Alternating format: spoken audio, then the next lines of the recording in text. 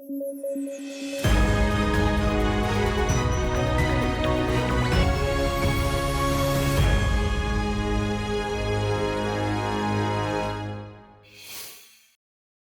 का वो समय आ गया है जब नोबेल पुरस्कारों की घोषणा की जाती है। 2024 के नोबेल पुरस्कारों की घोषणा फिजियोलॉजी या मेडिसिन के नोबेल पुरस्कार के साथ की जाती है।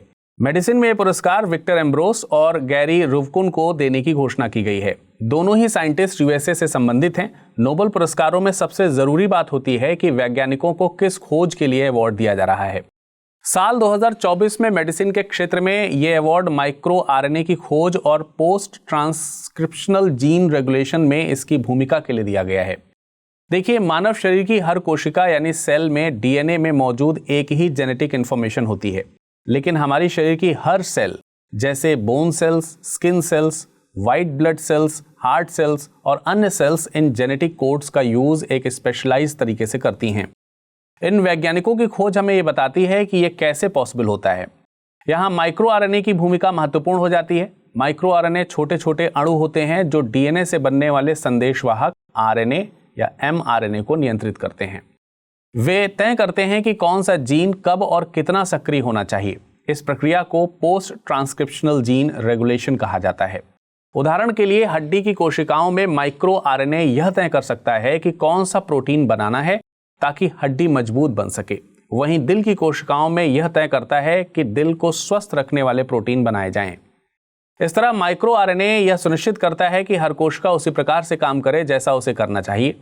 आपको बता दें कि नोबेल पुरस्कार दुनिया के सबसे प्रतिष्ठित पुरस्कार हैं। अल्फ्रेड नोबेल नाम के बिजनेसमैन और इन्वेंटर के नाम पर यह दिया जाता है।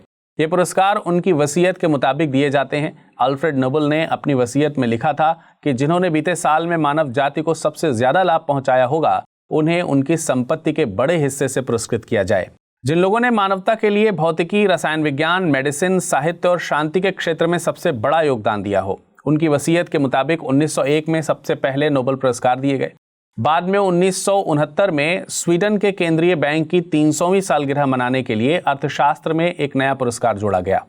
नोबेल शांति पुरस्कार नॉर्वे में दिया जाता है, जबकि अन्य पुरस्कार स्वीडन में दिए जाते हैं। नोबेल पुरस्कारों की घोषणा हर साल अक्टूबर में की जाती है। नोबेल पुरस्कार हर साल 10 दिसंबर को अल्फ्रेड नोबेल की पुण्यतिथि पर प्रदान किए जाते हैं, जिसे नोबेल दिवस कहा जाता है। हर कैटेगरी में पुरस्कार को अधिकतम 3 व्यक्तियों को दिया जा सकता है। नोबेल पुरस्कार को वापस नहीं लिया जा सकता। हालांकि यदि घोषणा के बाद विजेता की मृत्यु हो जाती है तो उन्हें पुरस्कार दिया जा सकता है, लेकिन किसी को भी मरणोपरांत नामांकित नहीं किया जा सकता। नोबेल पुरस्कार विजेताओं का चयन विभिन्न संस्थाओं द्वारा किया जाता है। भौतिकी, रसायन विज्ञान और अर्थशास्त्र के लिए royal Swedish academy of sciences, medicine के लिए कोरोल्स्का इंस्टीट्यूट और साहित्य के लिए स्वीडिश एकेडमी चयन करती है। नोबेल शांति पुरस्कार का चयन नॉर्वेजियन संसद द्वारा नियुक्त एक समिति करती है। मालदीव के राष्ट्रपति मोहम्मद मुइज्जू इन दिनों भारत की यात्रा पर हैं। अंग्रेजी में एक कहावत है कि the needs for money makes even the most arrogant people humble. ये कहावत मैं मोहम्मद मुइज्जू के भारत आगमन पर क्यों कर रहा हूं, इसका रीजन उन्हीं के भारत आगमन के पहले के इंटरव्यू से मिलेगा। मुइज्जू ने अपने इंटरव्यू में कहा है कि उन्हें उम्मीद है कि भारत मालदीव का बोझ कम करने के लिए तैयार होगा। साथ ही भारत हमारी राजकोषीय स्थिति से पूरी तरह परिचित है। हमारे सबसे बड़े विकास साझेदारों में से एक भारत हमारे बोझ को कम करने और हमारी चुनौतियों के लिए बेहतर विकल्प और समाधान खोजने के लिए हमेशा तैयार रहेगा। देखिए, मालदीव इन दिनों आर्थिक संकट और कर्ज से जूझ रहा है, इसलिए प्रो चाइना माने जाने वाले मोहम्मद मुइज्जू के स्वर बदले हुए हैं। वरना जनवरी 2024 में चीन के दौरे से लौटने के बाद और अपने चुनावी कैंपेन के दौरान उनके द्वारा दिए गए स्टेटमेंट्स ने दोनों देशों के बीच संबंधों को काफी नुकसान पहुंचाया था।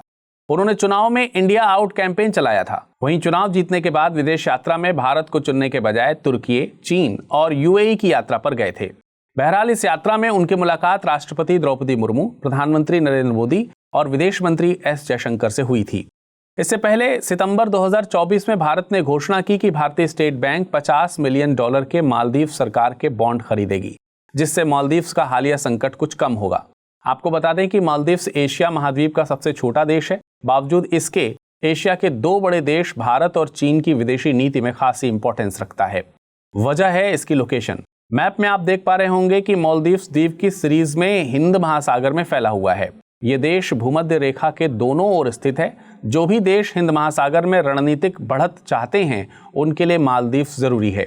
भारत की सागर यानी security and growth for all in the region और नेबरहुड फर्स्ट पॉलिसी में मालदीव्स को काफी अहम जगह मिली हुई है। भारत की नेबरहुड फर्स्ट पॉलिसी के सबसे बड़े लाभार्थियों में से मालदीव्स एक है। वहीं चीन के बेल्ट एंड रोड इनिशिएटिव को मालदीव्स ने साल 2013 में ज्वाइन किया था। क्या आपके मन में कंफ्यूजन है कि आईएएस प्रिपरेशन को कैसे डेस्टिनेशन तक पहुंचाएं? तो जुड़िए UPSC IAS prelims to interview यानी P2I बैच से, जिसमें आपके हर प्रॉब्लम का सॉल्यूशन है मौजूद। आप गांव में हैं या शहर में, कोई टेंशन नहीं, क्योंकि इस बैच में आपको मिलेंगी 1000+ आवर्स की लाइव ऑनलाइन कक्षाएं। और आपको पढ़ते समय कोई कॉन्सेप्ट समझ नहीं आ रहा तो भी कोई बात नहीं, मेंटोरशिप प्रोग्राम का लाभ उठाइए और अपने मेंटोर से अपनी उलझन का समाधान पाइए। क्या मैं तैयार हूं? यदि इस सवाल का नहीं मिल रहा जवाब तो टेस्ट सीरीज का मिलेगा फायदा। हर एक टेस्ट से तैयार होगा आपकी सफलता का ब्रिज। यही है वो बैच जिसमें आप कर सकते हैं पढ़ाई के साथ कमाई भी। क्यों? क्योंकि हर टेस्ट के फर्स्ट रैंकर को मिलेगा 11,000 रुपए का इनाम। इतना ही नहीं, यदि आप प्री 2025 क्वालिफाई करते हैं तो आपकी पूरी फीस वापस कर दी जाएगी। ऐसे और भी कई फीचर्स हैं इस कोर्स में जिससे आपको हासिल होगी जीएस में महारत। सो जस्ट गो अहेड, आज ही जुड़िए हमसे, अमृत लाइव कोड का यूज कीजिए और एडमिशन लीजिए, करिए अपने सपने को साकार। केंद्रीय पर्यावरण मंत्रालय ने अरुणाचल प्रदेश के नामदफा नेशनल पार्क और कामलेंग वाइल्ड लाइफ सेंचुरी को इको सेंसिटिव जोन घोषित किया है। इको सेंसिटिव जोन्स को national wild life action plan 2002 से 2016 में परिभाषित किया गया है। इसके मुताबिक नेशनल पार्क्स और वाइल्ड लाइफ सेंचुरी की सीमा से 10 किलोमीटर के भीतर के एरिया को इको फ्रेंडली जोन्स या इको सेंसिटिव जोन्स अधिसूचित किया जाएगा। 10 किलोमीटर का यह नियम हर जगह लागू नहीं होता है। मतलब यह है कि अगर किसी क्षेत्र को इकोलॉजिकल इंपॉर्टेंस बहुत ज्यादा है तो केंद्र सरकार 10 किलोमीटर से ज्यादा क्षेत्र को इको सेंसिटिव जोन घोषित कर सकती है। साल 2011 में सरकार ने ESZ को लेकर कुछ गाइडलाइंस भी जारी की थी। इसके मुताबिक ये जोन संरक्षित क्षेत्रों के लिए शॉक ऑब्जर्वर के तौर पर काम करेंगे। ये संरक्षित क्षेत्रों के आसपास हो रही मानवीय गतिविधियों के प्रभाव को कम करने के मकसद से तैयार किए जाते हैं। ये एक तरह से ट्रांजिशन जोन का काम भी करते हैं। ये ट्रांजिशन जोन ज्यादा संरक्षण की जरूरत वाले क्षेत्रों और कम संरक्षण की जरूरत वाले क्षेत्रों के बीच तैयार किया जाएगा। गाइडलाइंस में साफ किया गया था कि ESZ इन क्षेत्रों के आसपास रह रहे लोगों के रोजमर्रा के जीवन को प्रभावित करने के बजाय उनके आसपास के पर्यावरण को बेहतर करने के मकसद से तैयार किए जाते हैं। इन क्षेत्रों में व्यावसायिक खनन, आरा मिल और लकड़ी का व्यावसायिक उपयोग प्रतिबंधित होता है। पेड़ों को गिराना जैसी गतिविधियां रेगुलेटेड होती हैं। इसके अलावा कृषि, रेन वाटर हार्वेस्टिंग और ऑर्गेनिक फार्मिंग जैसी गतिविधियों की आज़ादी होती है। बता दें कि नामदफा नेशनल पार्क अरुणाचल प्रदेश के चांगलांग जिले में स्थित है। ये नेशनल पार्क भारत और म्यांमार की सीमा पर स्थित है। इसे टाइगर रिजर्व का दर्जा 1983 में दिया गया था। वहीं कामलेंग वाइल्ड लाइफ सेंचुरी लोहित जिले में स्थित है। इसका नाम कामलेंग नदी के नाम पर है, जो इस सेंचुरी से होकर बहती है और फिर ब्रह्मपुत्र नदी में जाकर मिल जाती है। इस सेंचुरी को टाइगर रिजर्व का दर्जा भी दिया गया है। ग्लॉ लेक इसके भीतर ही स्थित है। NGT यानी नेशनल ग्रीन ट्रिब्यूनल की दक्षिणी बेंच ने केंद्रीय पर्यावरण मंत्रालय और सेंट्रल पोल्यूशन कंट्रोल बोर्ड को अपनी रिपोर्ट सबमिट करने को कहा है। ये रिपोर्ट जल निकायों में मौजूद फॉरएवर केमिकल और इन्हें हैंडल करने वाले उद्योगों को दी गई गाइडलाइंस पर पेश की जानी है। दरअसल NGT ने ये आदेश एक केस में दिया है। IIT मद्रास द्वारा की गई एक केस स्टडी के आधार पर यह केस NGT ने स्वतः संज्ञान में लिया है। स्टडी के मुताबिक चेन्नई में ग्राउंड वाटर, सरफेस वाटर और यहां तक कि ट्रीटेड वाटर में पॉलीफ्लोरोएल्काइल मटेरियल की उच्च मात्रा पाई गई है। पॉलीफ्लोरोएल्काइल एक सिंथेटिक मटेरियल है जो कि पर्यावरण में डिग्रेड नहीं होता। बता दें कि NGT भारत में पर्यावरणीय संस्था के तौर पर इंपॉर्टेंट है। इसका गठन 18 अक्टूबर 2010 को नेशनल ग्रीन ट्रिब्यूनल 2010 एक्ट के तहत किया गया था, जिससे पर्यावरण की सुरक्षा और वनों के संरक्षण से संबंधित मामलों का निपटारा शीघ्रता से किया जा सके। NGT code of civil procedure 1908 के प्रावधानों के तहत बाउंड नहीं है, जबकि प्राकृतिक न्याय के प्रावधानों से निर्देश प्राप्त करता है। ट्रिब्यूनल में दायर की गई याचिकाओं का निपटान 6 महीने के भीतर सुनिश्चित किए जाने का प्रावधान है। NGT की प्रिंसिपल बेंच नई दिल्ली में है, जबकि भोपाल, पुणे, चेन्नई और कोलकाता में भी इसकी शाखाएं हैं। इसके अलावा NGT को सिविल कोर्ट की शक्तियां हासिल हैं। NGT में याचिका दायर करने के लिए वकील को हायर करने की जरूरत नहीं होती है। पीड़ित पक्ष जरूरी फॉर्मेट में आवेदन जमा करके व्यक्तिगत तौर पर ट्रिब्यूनल में अप्रोच कर सकते हैं। NGT को अपने स्वयं के निर्णयों को रिव्यू करने की शक्ति भी हासिल है। इसके फेल होने की स्थिति में एनजीटी के निर्णयों को सुप्रीम कोर्ट में 90 दिनों के भीतर चुनौती दी जा सकती है। चलिए अब बारी है आज के टर्म ऑफ द डे की। आज का टर्म ऑफ द डे है COD यानी केमिकल ऑक्सीजन डिमांड। COD जल में मौजूद सभी ऑर्गेनिक और कुछ इनऑर्गेनिक पदार्थों को ऑक्सीडाइज करने के लिए जरूरी ऑक्सीजन की मात्रा को मापती है। COD आमतौर पर उन प्रदूषकों को भी मापती है जो BOD द्वारा कवर नहीं किए जाते हैं। वे रसायन जिन्हें सूक्ष्मजीव विघटित नहीं कर सकते। इसलिए COD का उपयोग यह समझने के लिए किया जाता है कि जल में कुल कितनी ऑक्सीजन की आवश्यकता है जिससे उसमें मौजूद प्रदूषकों को ऑक्सीडाइज किया जा सके। रानी दुर्गावती श्री अन्न प्रोत्साहन योजना किस राज्य से संबंधित है? मध्य प्रदेश, उत्तर प्रदेश, राजस्थान या फिर महाराष्ट्र? अगला प्रश्न है 2024 में मेडिसिन के क्षेत्र में नोबेल पुरस्कार के संबंध में निम्नलिखित कथनों पर विचार कीजिए। मेडिसिन के लिए पुरस्कार विक्टर एम्ब्रोस और गैरी रुवकुन को देने की घोषणा की गई है। यह अवार्ड माइक्रो RNA की खोज और पोस्ट ट्रांसक्रिप्शनल जीन रेगुलेशन में इसकी भूमिका के लिए दिया गया है। उपयुक्त में से सही कथन या कथनों का चुनाव कीजिए। केवल एक, केवल दो, केवल एक और दो, ना तो एक ना ही दो। पहला प्रश्न था हाल ही में निम्नलिखित में से किस या किन भाषाओं को शास्त्रीय भाषा का दर्जा दिया गया है? पाली, प्राकृत, असमिया, बांग्ला या फिर मराठी? कूट का उपयोग कर सही विकल्प चुनिए। एक और दो या फिर एक, दो और तीन या फिर एक, दो, तीन और चार या ये सभी? इसका सही जवाब है विकल्प डी यानी सभी 5। अगला प्रश्न था लिटिल प्रेस्पा झील स्थित है अल्बानिया और ग्रीस की सीमा पर, चिली और पेरू की सीमा पर, फ्रांस और स्विट्जरलैंड की सीमा पर या फिर इजराइल और लेबनान की सीमा पर? इसका सही जवाब है विकल्प ए यानी अल्बानिया और ग्रीस की सीमा पर। नोबेल पुरस्कारों की कड़ी में फिजिक्स यानी भौतिकी के नोबेल पुरस्कार की घोषणा कर दी गई है। फिजिक्स के लिए अवार्ड का निर्णय the royal Swedish academy of sciences के द्वारा लिया गया है। 2024 के फिजिक्स का Nobel prize John J Hopfield और जेफरी ए हिंटन को देने की घोषणा हुई है। जॉन जे हॉपफील्ड USA में जन्मे हैं, वहीं जेफरी ए हिंटन का जन्म UK में हुआ है, लेकिन वे यूनिवर्सिटी ऑफ टोरंटो कनाडा से संबंधित हैं। दोनों वैज्ञानिकों को artificial neural based machine learning के लिए यह सम्मान दिया गया है। इन दोनों वैज्ञानिकों ने फिजिक्स का इस्तेमाल करके ऐसे मेथड्स डेवलप किए जो आज की मशीन लर्निंग की नींव हैं। जॉन जे हॉपफील्ड ने एक एसोसिएट मेमोरी विकसित की है जो कि फोटोज और अन्य पैटर्न्स को डेटा के रूप में स्टोर कर सकती है और उन्हें रिकंस्ट्रक्ट कर सकती है। वहीं जेफरी हिंटन ने एक ऐसा मेथड तैयार किया जो डेटा में कुछ विशेष गुणों को खुद से आइडेंटिफाई कर सकता है। इसी के बदौलत मशीन लर्निंग में डेटा से कुछ विशेष एलिमेंट्स की पहचान की जा सकती है। इस मेथड को बोल्ट्जमैन मशीन नाम दिया गया है। आपको बता दें कि मशीन लर्निंग का सिस्टम न्यूरल बेस्ड है, मतलब ये कि हमारा ब्रेन भी न्यूरल नेटवर्क से बना है और इसमें लिविंग सेल्स होती हैं जिन्हें न्यूरॉन्स कहा जाता है। ये न्यूरॉन्स एक दूसरे को सिग्नल्स भेजते हैं। इसी तरह से हमारा ब्रेन फंक्शन करता है।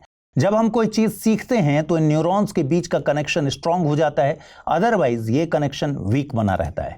वहीं आर्टिफिशियल न्यूरल नेटवर्क नोड्स से बना होता है। इन नोड्स को कोई वैल्यू जैसे 0 या 1 दे दिया जाता है। जब नेटवर्क को कुछ सिखाया जाता है तो नोड्स के बीच का कनेक्शन स्ट्रांग हो जाता है, अदरवाइज वीक बना रहता है। न्यूज एट 9 में हमने मालदीव के राष्ट्रपति की भारत यात्रा वाली खबर कवर की थी। यह भी जाना था कि उनके भारत आगमन का मकसद क्या है। आज बात करेंगे भारतीय प्रधानमंत्री नरेंद्र मोदी और मालदीव्स के राष्ट्रपति मोहम्मद मोइजू की द्विपक्षीय मुलाकात में किन मुद्दों पर बातचीत हुई। दोनों देशों के बीच एक व्यापक आर्थिक और सामुद्रिक सुरक्षा को लेकर सहमति बनी है। साथ ही दोनों देशों ने हिंद महासागर में मौजूद साझा चुनौतियों को स्वीकार किया। इस दौरान हिंद महासागर में मौजूद हर तरह की चुनौतियों पर बात की गई, जिसमें piracy, illegal, unreported and unregulated fishing, drug trafficking और एक्सक्लूसिव इकोनॉमिक जोन के भीतर आतंकवाद जैसे मुद्दों पर चर्चा हुई। हाल ही में दोनों देशों ने कोलंबो सिक्योरिटी कॉन्क्लेव के चार्टर पर भी हस्ताक्षर किए थे। इसमें दोनों देशों के बीच सुरक्षित और शांतिपूर्ण हिंद महासागर क्षेत्र को लेकर प्रतिबद्धता और मजबूत हुई है। साथ ही भारत ने मालदीव्स के साथ $40 करोड़ की करेंसी स्वैप डील की है।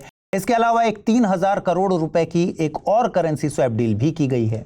मतलब यह कि भारत और मालदीव्स की कंपनीज यूएसए डॉलर के बजाय अब अपनी लोकल करेंसीज में बिजनेस करेंगी। देखिए, मालदीव की अर्थव्यवस्था में पर्यटन का अहम योगदान है। भारतीय पर्यटकों की हिस्सेदारी बहुत अच्छी खासी है, लेकिन जनवरी में भारतीयों और मालदीव्स के लोगों के बीच सोशल मीडिया पर हुए विवाद के बाद भारत में मालदीव्स के बहिष्कार की आवाजें उठी थीं। यही वजह है कि अपनी इस आधिकारिक यात्रा में मोइजू ने मालदीव्स में अधिक से अधिक भारतीय पर्यटकों का स्वागत करने की बात भी कही। मालदीव्स मीडिया के मुताबिक मालदीव्स जाने वाले भारतीय पर्यटकों की संख्या में 50,000 की कमी आ गई है, जिससे देश को लगभग $15 करोड़ का नुकसान उठाना पड़ा। क्या आपके मन में कंफ्यूजन है कि आईएएस प्रिपरेशन को कैसे डेस्टिनेशन तक पहुंचाएं? तो जुड़िए UPSC IAS prelims to interview यानी P2I बैच से, जिसमें आपके हर प्रॉब्लम का सॉल्यूशन है मौजूद। आप गांव में हैं या शहर में, कोई टेंशन नहीं, क्योंकि इस बैच में आपको मिलेंगी 1000+ आवर्स की लाइव ऑनलाइन कक्षाएं। और आपको पढ़ते समय कोई कॉन्सेप्ट समझ नहीं आ रहा तो भी कोई बात नहीं, मेंटोरशिप प्रोग्राम का लाभ उठाइए और अपने मेंटोर से अपनी उलझन का समाधान पाइए। क्या मैं तैयार हूं? यदि इस सवाल का नहीं मिल रहा जवाब तो टेस्ट सीरीज का मिलेगा फायदा। हर एक टेस्ट से तैयार होगा आपकी सफलता का ब्रिज। यही है वो बैच जिसमें आप कर सकते हैं पढ़ाई के साथ कमाई भी। क्यों? क्योंकि हर टेस्ट के फर्स्ट रैंकर को मिलेगा 11,000 रुपए का इनाम। इतना ही नहीं, यदि आप प्री 2025 क्वालिफाई करते हैं तो आपकी पूरी फीस वापस कर दी जाएगी। ऐसे और भी कई फीचर्स हैं इस कोर्स में, जिससे आपको हासिल होगी जीएस में महारत। सो जस्ट गो अहेड, आज ही जुड़िए हमसे, अमृत लाइव कोड का यूज कीजिए और एडमिशन लीजिए, करिए अपने सपने को साकार। फिलीपींस और दक्षिण कोरिया दोनों ने अपनी साझेदारी को रणनीतिक सहयोग में बदल दिया है। दोनों देशों के बीच रक्षा के क्षेत्र में व्यापक स्तर पर समझौता हुआ है। दरअसल दक्षिण कोरिया के राष्ट्रपति यून सुक योल इन दिनों फिलीपींस की यात्रा पर हैं। वहीं फिलीपींस में राष्ट्रपति के पद पर फर्डिनेंड मार्कोस जूनियर काबिज हैं। रणनीतिक सहयोग के तहत दोनों देशों ने रक्षा क्षेत्र में सहयोग को मजबूत करने की बात कही है। वहीं दक्षिण कोरिया ने फिलीपींस की मिलिट्री को आधुनिक बनाने में सहयोग करने पर जोर दिया है। इस मौके पर दोनों देशों के बीच दक्षिण चीन सागर विवाद और कोरियन प्रायद्वीप के मसले पर बातचीत हुई। देखिए, फिलीपींस और दक्षिण कोरिया दोनों ही अपने पड़ोसियों से परेशान हैं। जहां एक तरफ फिलीपींस साउथ चाइना सी के मसले पर आए दिन चीन की बेमतलब पेट्रोलिंग का सामना करता है। दरअसल साउथ चाइना सी पश्चिमी प्रशांत महासागर का एक मार्जिनल सी है। ये सागर आर्थिक और भू रणनीति के लिहाज से बहुत अहम है। चीन दक्षिण चीन सागर के तकरीबन 90% हिस्से पर दावेदारी करता है। चीन का ये दावा वियतनाम, मलेशिया, इंडोनेशिया, ब्रुनेई और फिलीपींस के एक्सक्लूसिव इकोनॉमिक जोन के साथ ओवरलैप करते हैं। चीन कभी अपने कोस्ट गार्ड या फिर कभी पेट्रोलिंग वेसल के जरिए इन देशों से उलझता रहता है, जिनमें फिलीपींस के साथ ये मामले ज्यादा दिखते हैं। वहीं कोरियन पेनिनसुला पर दक्षिण कोरिया उत्तर कोरिया की धमकियों का सामना करता है। दक्षिण कोरिया पूर्वी एशियाई देश है। इसका आधिकारिक नाम है रिपब्लिक ऑफ कोरिया। ये कोरियन पेनिनसुला के दक्षिणी हिस्से में स्थित है। इसके पूर्व में सी ऑफ जापान है और पश्चिम में है येलो सी। इसके दक्षिणी हिस्से में कोरिया स्ट्रेट या कोरिया जलसंधि है, जो इसे जापान से अलग करती है। यहाँ एक और बात ध्यान रखिए कि दक्षिण कोरिया और फिलीपींस दोनों ही यूएसए के ट्रीटी अलाई यानी संधि सहयोगी हैं। देखिए, दूसरे विश्व युद्ध के बाद यूएसए के नेताओं ने एक रणनीति अपनाई। इसमें उनका मानना था कि वे खतरे को यूएसए होमलैंड में पहुंचने से पहले विदेशी धरती पर ही खत्म कर देंगे। इसी रणनीति का रिजल्ट 1949 में बना नाटो है, जिसे यूएसए ने पश्चिमी यूरोप के देशों और कनाडा के साथ मिलकर गठित किया था। इसी कड़ी में यूएसए ने 1951 में जापान, ऑस्ट्रेलिया और न्यूजीलैंड के साथ सिक्योरिटी ट्रीटी साइन की थी। US Philippines mutual defence treaty भी 1951 में की गई। वहीं दक्षिण कोरिया के साथ यूएसए ने 1953 में म्यूचुअल डिफेंस ट्रीटी साइन की। एशिया और यूरोप के देशों में यूएसए द्वारा बनाए गए इस अलायंस को लिबरल इंटरनेशनल ऑर्डर कहा जाता है। 10 से 11 अक्टूबर के दौरान प्रधानमंत्री नरेंद्र मोदी लाओस की यात्रा पर जाएंगे। इस यात्रा में प्रधानमंत्री मोदी 21वीं भारत आसियान समिट और 19वीं ईस्ट एशिया समिट में हिस्सा लेंगे। आसियान की अध्यक्षता वर्तमान में लाओस के पास है। अध्यक्षता हर साल अल्फाबेट के ऑर्डर के मुताबिक बदलती है। भारत आसियान समिट इस साल कई मायनों में अहम है, जैसे कि एक्ट ईस्ट पॉलिसी को इस साल 1 दशक पूरा होने जा रहा है और आसियान भारत की एक्ट ईस्ट पॉलिसी में सेंट्रल पिलर है। आसियान का मतलब है the association of south east Asian Nations. इसका गठन 8 अगस्त 1967 को थाईलैंड के बैंकॉक में किया गया था। इसलिए इस दिन 8 अगस्त का चुनाव आसियान डे मनाने के लिए भी किया गया है। आसियान का मोटो या ध्येय वाक्य है one vision, one identity, one community. ASEAN के संस्थापक सदस्यों में इंडोनेशिया, मलेशिया, फिलीपींस, सिंगापुर और थाईलैंड शामिल हैं। वर्तमान में आसियान में कुल 10 सदस्य हैं। इनमें Brunei, Cambodia, Indonesia, Malaysia, Myanmar, Singapore, Thailand, Philippines, Laos और वियतनाम शामिल हैं। आसियान का सचिवालय है जकार्ता में। इसकी पहली बैठक इंडोनेशिया के बाली में 1976 में आयोजित की गई थी। एक बात और ध्यान रखिए कि तिमोर लेस्ते को आसियान के 11वें सदस्य के तौर पर शामिल करने को लेकर मंजूरी मिल गई है, लेकिन अभी यह आधिकारिक तौर पर सदस्य बना नहीं है, न ही आसियान की वेबसाइट पर इसे सदस्य के तौर पर जगह मिली है। आइए देखते हैं आज का टर्म ऑफ द डे। आज का टर्म ऑफ द डे है total oxygen demand. Term of the day में हमने बीओडी और सीओडी को ऑलरेडी डिस्कस किया है। उसी तरह से टीओडी यानी टोटल ऑक्सीजन डिमांड भी एक मापदंड है जो जल में मौजूद सभी प्रकार के पदार्थों को विघटन के लिए जरूरी ऑक्सीजन की कुल मात्रा को मापता है। ये माप सीओडी और बीओडी के मुकाबले ज्यादा व्यापक होती है क्योंकि इसमें जल में मौजूद हर प्रकार के प्रदूषक को ध्यान में रखा जाता है। इन तीनों मानकों का जल के स्वास्थ्य और प्रदूषण के स्तर को समझने में महत्वपूर्ण योगदान होता है। पहला सवाल है, state of global water resources 2023 report किस संस्था के द्वारा जारी की गई है? विश्व bank, United Nations environment programme, विश्व मौसम विज्ञान संगठन या फिर विश्व आर्थिक मंच? और अगला प्रश्न है, निम्नलिखित कथनों पर विचार कीजिए। दक्षिण कोरिया और फिलीपींस दोनों ही यूएसए के ध्रुवरोधी समूह में शामिल देश हैं। Padmaja Naidu Himalayan zoological park Sikkim में स्थित है। सही कथनों को चुनना है, केवल एक, केवल दो, एक और दो दोनों, न तो एक न ही दो। रानी दुर्गावती श्री अन्न प्रोत्साहन योजना किस राज्य से संबंधित है? मध्य प्रदेश, उत्तर प्रदेश, राजस्थान या फिर महाराष्ट्र? सही जवाब है मध्य प्रदेश, ऑप्शन ए। अगला प्रश्न था, 2024 में मेडिसिन के क्षेत्र में नोबेल के पुरस्कार के संबंध में निम्नलिखित कथनों पर विचार करना था। मेडिसिन के लिए पुरस्कार विक्टर एम्ब्रोस और गैरी रूबकुन को देने की घोषणा की गई है। यह अवार्ड माइक्रो आरएनए की खोज और पोस्ट ट्रांसक्रिप्शनल जीन रेगुलेशन में इसकी भूमिका के लिए दिया गया है। सही कथनों को चुनना था, केवल एक, केवल दो, एक और दो दोनों, न तो एक न ही दो। सही जवाब है विकल्प सी यानी दोनों कथन सही है। नोबेल पुरस्कारों की कड़ी में रसायन विज्ञान यानी केमिस्ट्री के क्षेत्र में नोबेल पुरस्कार की घोषणा कर दी गई है।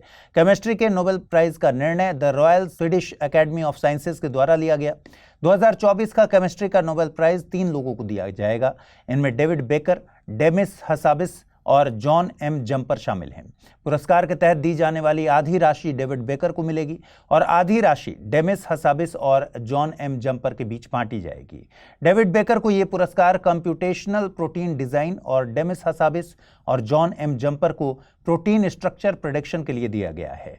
डेविड बेकर ने नए प्रोटीन को तैयार करने का तरीका इजाद किया है, वहीं डेमिस हसाबिस और जॉन एम जंपर ने आर्टिफिशियल इंटेलिजेंस का यूज करके लगभग सभी ज्ञात प्रोटीन की संरचना तैयार की है। डेमिस हसाबिस और जॉन एम जंपर दोनों ही गूगल डीप माइंड कंपनी से जुड़े हुए हैं। Demis Hassabis Google deep mind के सीईओ और सह संस्थापक हैं। डीप माइंड कंपनी की स्थापना साल 2010 में यूके में हुई थी। 2014 में इसे गूगल ने अक्वायर किया। कंपनी वर्तमान में गूगल डीप माइंड के नाम से मशहूर है। कंपनी ने आर्टिफिशियल इंटेलिजेंस रिसर्च लैब के तौर पर शानदार काम भी किया है। डीप माइंड कंपनी ने 200 मिलियन से ज्यादा प्रोटीन के 3 डायमेंशनल स्ट्रक्चर्स को प्रेडिक्ट किया है। ये प्रेडिक्शंस अल्फा फोल्ड की मदद से किए गए हैं। अल्फा फोल्ड एक AI based protein structure prediction tool है। इसमें स्ट्रक्चर प्रेडिक्शन के लिए training, learning, retraining and relearning की प्रक्रिया का यूज किया जाता है। प्रोटीन का स्ट्रक्चर प्रेडिक्शन कई लिहाज से बहुत अहम है, जैसे कि SARS-CoV-2 में भी एक प्रोटीन है।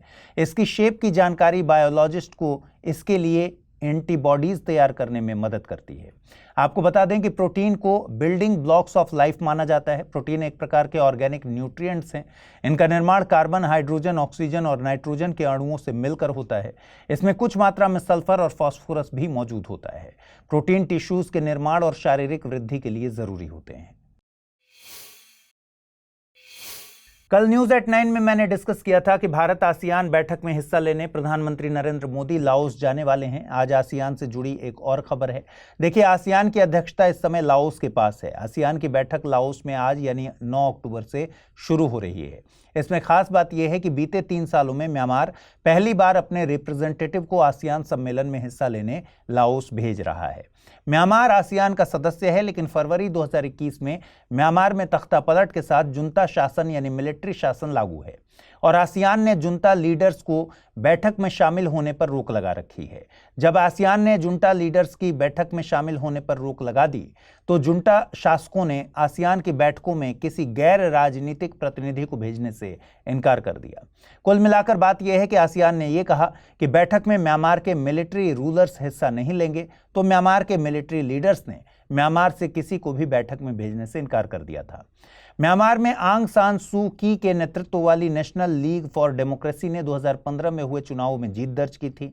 ये 25 सालों में हुए म्यांमार में पहले लोकतांत्रिक चुनाव थे, लेकिन ये देश ज्यादा दिन तक लोकतांत्रिक नहीं रह सका और म्यांमार में 2021 में ही फिर से मिलिट्री शासन लागू हो गया। म्यांमार में मिलिट्री रूल को लेकर केवल म्यांमार के लोग ही चिंतित नहीं हैं, बल्कि म्यांमार के पड़ोसी देश भारत, चीन और थाईलैंड भी इस मसले पर वार्ता करते हैं। थाईलैंड इस मुद्दे पर दिसंबर में एक वार्ता करने वाला है, जिसमें इंडोनेशिया, मलेशिया और लाओस शामिल होंगे। आसियान की बैठकों में भी ये मुद्दा खूब डिस्कस हुआ है, लेकिन अभी तक कोई खास परिणाम देखने को नहीं मिला है। अब म्यांमार की तरफ से प्रतिनिधि हिस्सा लेंगे तो शायद इन वार्ताओं का कुछ हासिल हो सके। आपको बता दें कि दक्षिण पूर्व एशिया में बसा म्यांमार पहले बर्मा के नाम से जाना जाता था। म्यांमार अपनी सीमा भारत, बांग्लादेश, चीन, लाओस और थाईलैंड के साथ साझा करता है। हाल ही में रिजर्व बैंक ऑफ इंडिया की मॉनेटरी पॉलिसी कमेटी की बैठक हुई थी। लगातार 10वीं बार एमपीसी ने रेपो रेट की दर को 6.5% पर बरकरार रखा। लास्ट टाइम एमपीसी ने रेपो रेट में वृद्धि फरवरी 2023 में की थी। रेपो रेट से मतलब है उस दर से जिस पर आरबीआई अन्य वाणिज्यिक बैंकों को सिक्योरिटीज के एवज में लोन देता है। यह अल्पकालिक लोन के लिए होती है। वहीं बैंक रेट में आरबीआई दीर्घकाल के लिए वाणिज्यिक बैंकों को लोन देता है। रेपो रेट हमेशा बैंक रेट से कम होती है। इन दोनों का ही मकसद बाजार से कैश फ्लो को कम करना और महंगाई को नियंत्रित करना है। वहीं एमपीसी ने 2024-25 के लिए रियल जीडीपी की ग्रोथ 7.2% आंकी है। 2024-25 के लिए सीपीआई इन्फ्लेशन 4.5% आंकी गई है। ये दोनों आंकड़े भी पिछली बार की तरह ही रखे गए हैं। सीपीआई इन्फ्लेशन यानी कंज्यूमर प्राइस इंडेक्स में उन वस्तुओं और सेवाओं की कीमतों में उतार चढ़ाव को मापा जाता है जिन्हें घरों में उपभोग किया जाता है, कंज्यूम किया जाता है। आरबीआई इन्फ्लेशन के टारगेट को अचीव करने के लिए इसका यूज करती है। इसके अलावा बैठक में आरबीआई ने ग्राहकों की सुरक्षा के मकसद से एक और फैसला लिया। गलत क्रेडिट और धोखाधड़ी से बचने के लिए एनईएफटी और आरटीजीएस में भी अकाउंट वेरीफाई करने की सुविधा दी जाएगी। आपको बता दें कि आरबीआई एक्ट 1934 के सेक्शन 45(b) के तहत केंद्र सरकार एमपीसी का गठन करती है। पहली एमपीसी का गठन सितंबर 2016 में किया गया था। 6 सदस्यों वाली इस कमेटी में 3 सदस्य आरबीआई से होते हैं और बाकी के 3 सदस्यों को केंद्र सरकार अपॉइंट करती है। आरबीआई के गवर्नर कमेटी के एक्स ऑफिशियो चेयरपर्सन होते हैं। आरबीआई के डेप्यूटी गवर्नर भी इसके एक्स ऑफिशियो मेंबर होते हैं। मॉनेटरी पॉलिसी का मकसद देश की इकोनॉमी में मनी सप्लाई का मैनेजमेंट करना है। प्रधानमंत्री नरेंद्र मोदी की अध्यक्षता वाली यूनियन कैबिनेट ने एक फैसला लिया है। फैसले के तहत सभी सरकारी योजनाओं में फोर्टिफाइड राइस की सप्लाई को जारी रखने की मंजूरी दी गई है। प्रधानमंत्री गरीब कल्याण अन्न योजनाओं जैसी अनाज वितरण वाली योजनाओं के तहत फोर्टिफाइड राइस की सप्लाई दिसंबर 2028 तक जारी रखी जाएगी। इसके लिए 100% फंडिंग केंद्र सरकार की तरफ से की जाएगी। देखिए, 2019 और 2021 के बीच राष्ट्रीय परिवार स्वास्थ्य सर्वेक्षण NFHS 5 किया गया था। इसके मुताबिक एनीमिया भारत में एक व्यापक समस्या बनी हुई है जो हर आयु समूहों और आय स्तरों के बच्चों, महिलाओं और पुरुषों को प्रभावित करती है। आयरन की कमी के अलावा विटामिन B12 और फॉलिक एसिड जैसे अन्य विटामिन और खनिज की कमी भी भारत की आबादी में बहुत कॉमन है। इसका असर जनसंख्या के समग्र स्वास्थ्य और उत्पादकता पर पड़ता है। दुनिया भर में एनीमिया और कुपोषण की चुनौती से निपटने के लिए फूड फोर्टिफिकेशन का सहारा लिया जा रहा है। भारत की 65% आबादी चावल खाती है और फोर्टिफाइड राइस में चावल के दाने आयरन, फॉलिक एसिड और विटामिन B12 जैसे माइक्रो न्यूट्रिएंट्स से एनरिच कर दिए जाते हैं। इसीलिए सरकार योजनाओं के जरिए आम जनता तक ये चावल पहुंचा रही है, जिससे खाने की आपूर्ति के साथ साथ स्वास्थ्य के क्षेत्र की चुनौतियों से भी निपटा जा सके। आइए देखते हैं आज का टर्म ऑफ द डे। आज का टर्म ऑफ द डे है थ्रिफ्टिंग। थ्रिफ्टिंग से मतलब है किफायती और सेकेंड हैंड चीजों की खरीदारी। थ्रिफ्टिंग एक जीरो वेस्ट और सस्टेनेबल लाइफस्टाइल को बढ़ावा देने का तरीका है। थ्रिफ्टिंग के जरिए ऐसी चीजें जो कचरे के ढेर का हिस्सा बनती हैं वे किसी के काम में आ जाती हैं। थ्रिफ्टिंग को भले ही मॉडर्न कॉन्सेप्ट माना जा रहा हो, लेकिन भारतीय परिवेश में यूज एंड थ्रो का कल्चर कभी नहीं था। भारत में बड़े भाई बहनों के कपड़े और किताबें यूज करके ही छोटे भाई बहन बड़े होते हैं। घरों में यूज होने वाले हर सामान को उपयोगिता के हिसाब से ही खरीदा जाता है।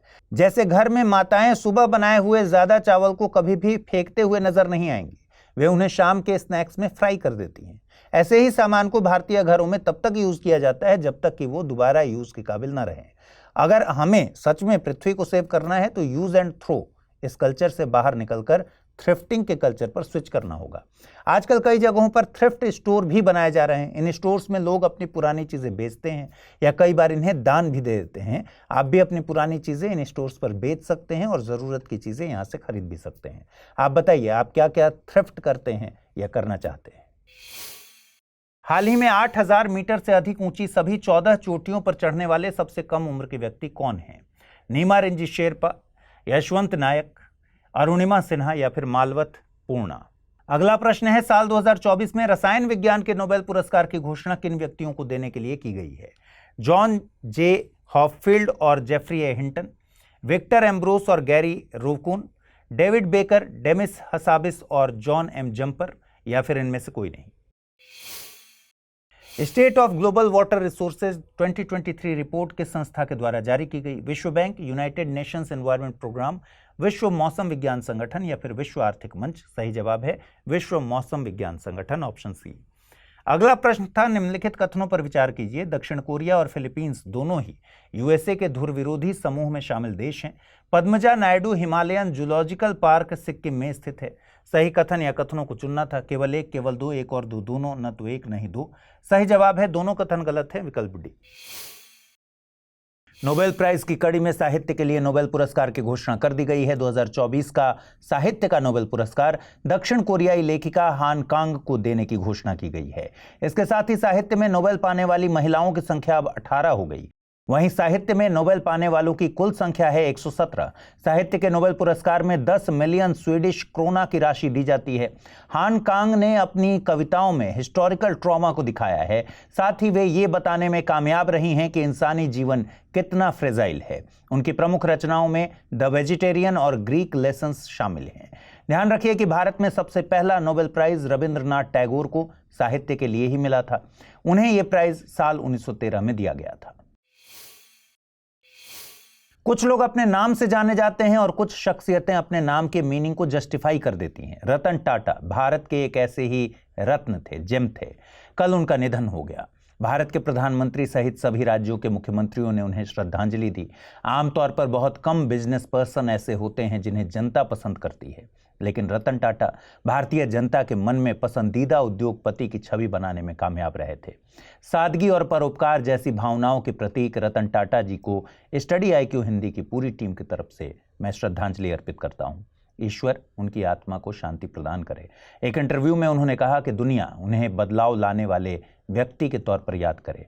वाकई उनकी शख्सियत मिडिल क्लास फैमिलीज में बदलाव लाने वाले व्यक्ति की ही रही। टाटा की नैनो कार का किस्सा भी उनकी आम जनता के लिए भावनाओं को ही दिखाता है। बताते हैं कि उन्होंने एक फैमिली को मुंबई में स्कूटर से जाते देखा और तब उनके मन में विचार आया कि ऐसी कार होनी चाहिए जो भारत का आम आदमी अफोर्ड कर सके, और टाटा की नैनो कार ने तकनीक में अफोर्डेबिलिटी का उदाहरण पेश किया। टाटा नैनो को पीपल्स कार भी कहा जाता है। आपको 26/11 का ताज अटैक याद होगा। इसके बाद रतन टाटा ने ताज पब्लिक सर्विस वेलफेयर ट्रस्ट गठित किया था। इससे पीड़ितों और उनके परिवारों की मदद की जा सके। रतन टाटा का जन्म 28 दिसंबर 1937 को हुआ था मुंबई में। वे रतन टाटा ट्रस्ट और दोराबजी टाटा ट्रस्ट के चेयरमैन थे।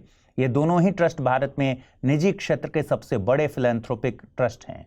साल 2008 में पद्म विभूषण से सम्मानित रतन टाटा का नाम देश के बड़े फिलैंथ्रोपिस्ट में शामिल है। वे टाटा सन्स में 1962 में शामिल हुए थे और तब उन्होंने बिजनेस की बारीकियों को समझने के लिए फ्लोर पर काम किया। इसके अलावा वे टाटा ट्रस्ट की कंपनी टाटा सन्स के चेयरमैन 1991 से 2012 के बीच रहे। इस्तीफे के बाद उन्हें चेयरमैन अमेरिटस ऑफ टाटा सन्स का दर्जा दे दिया गया था।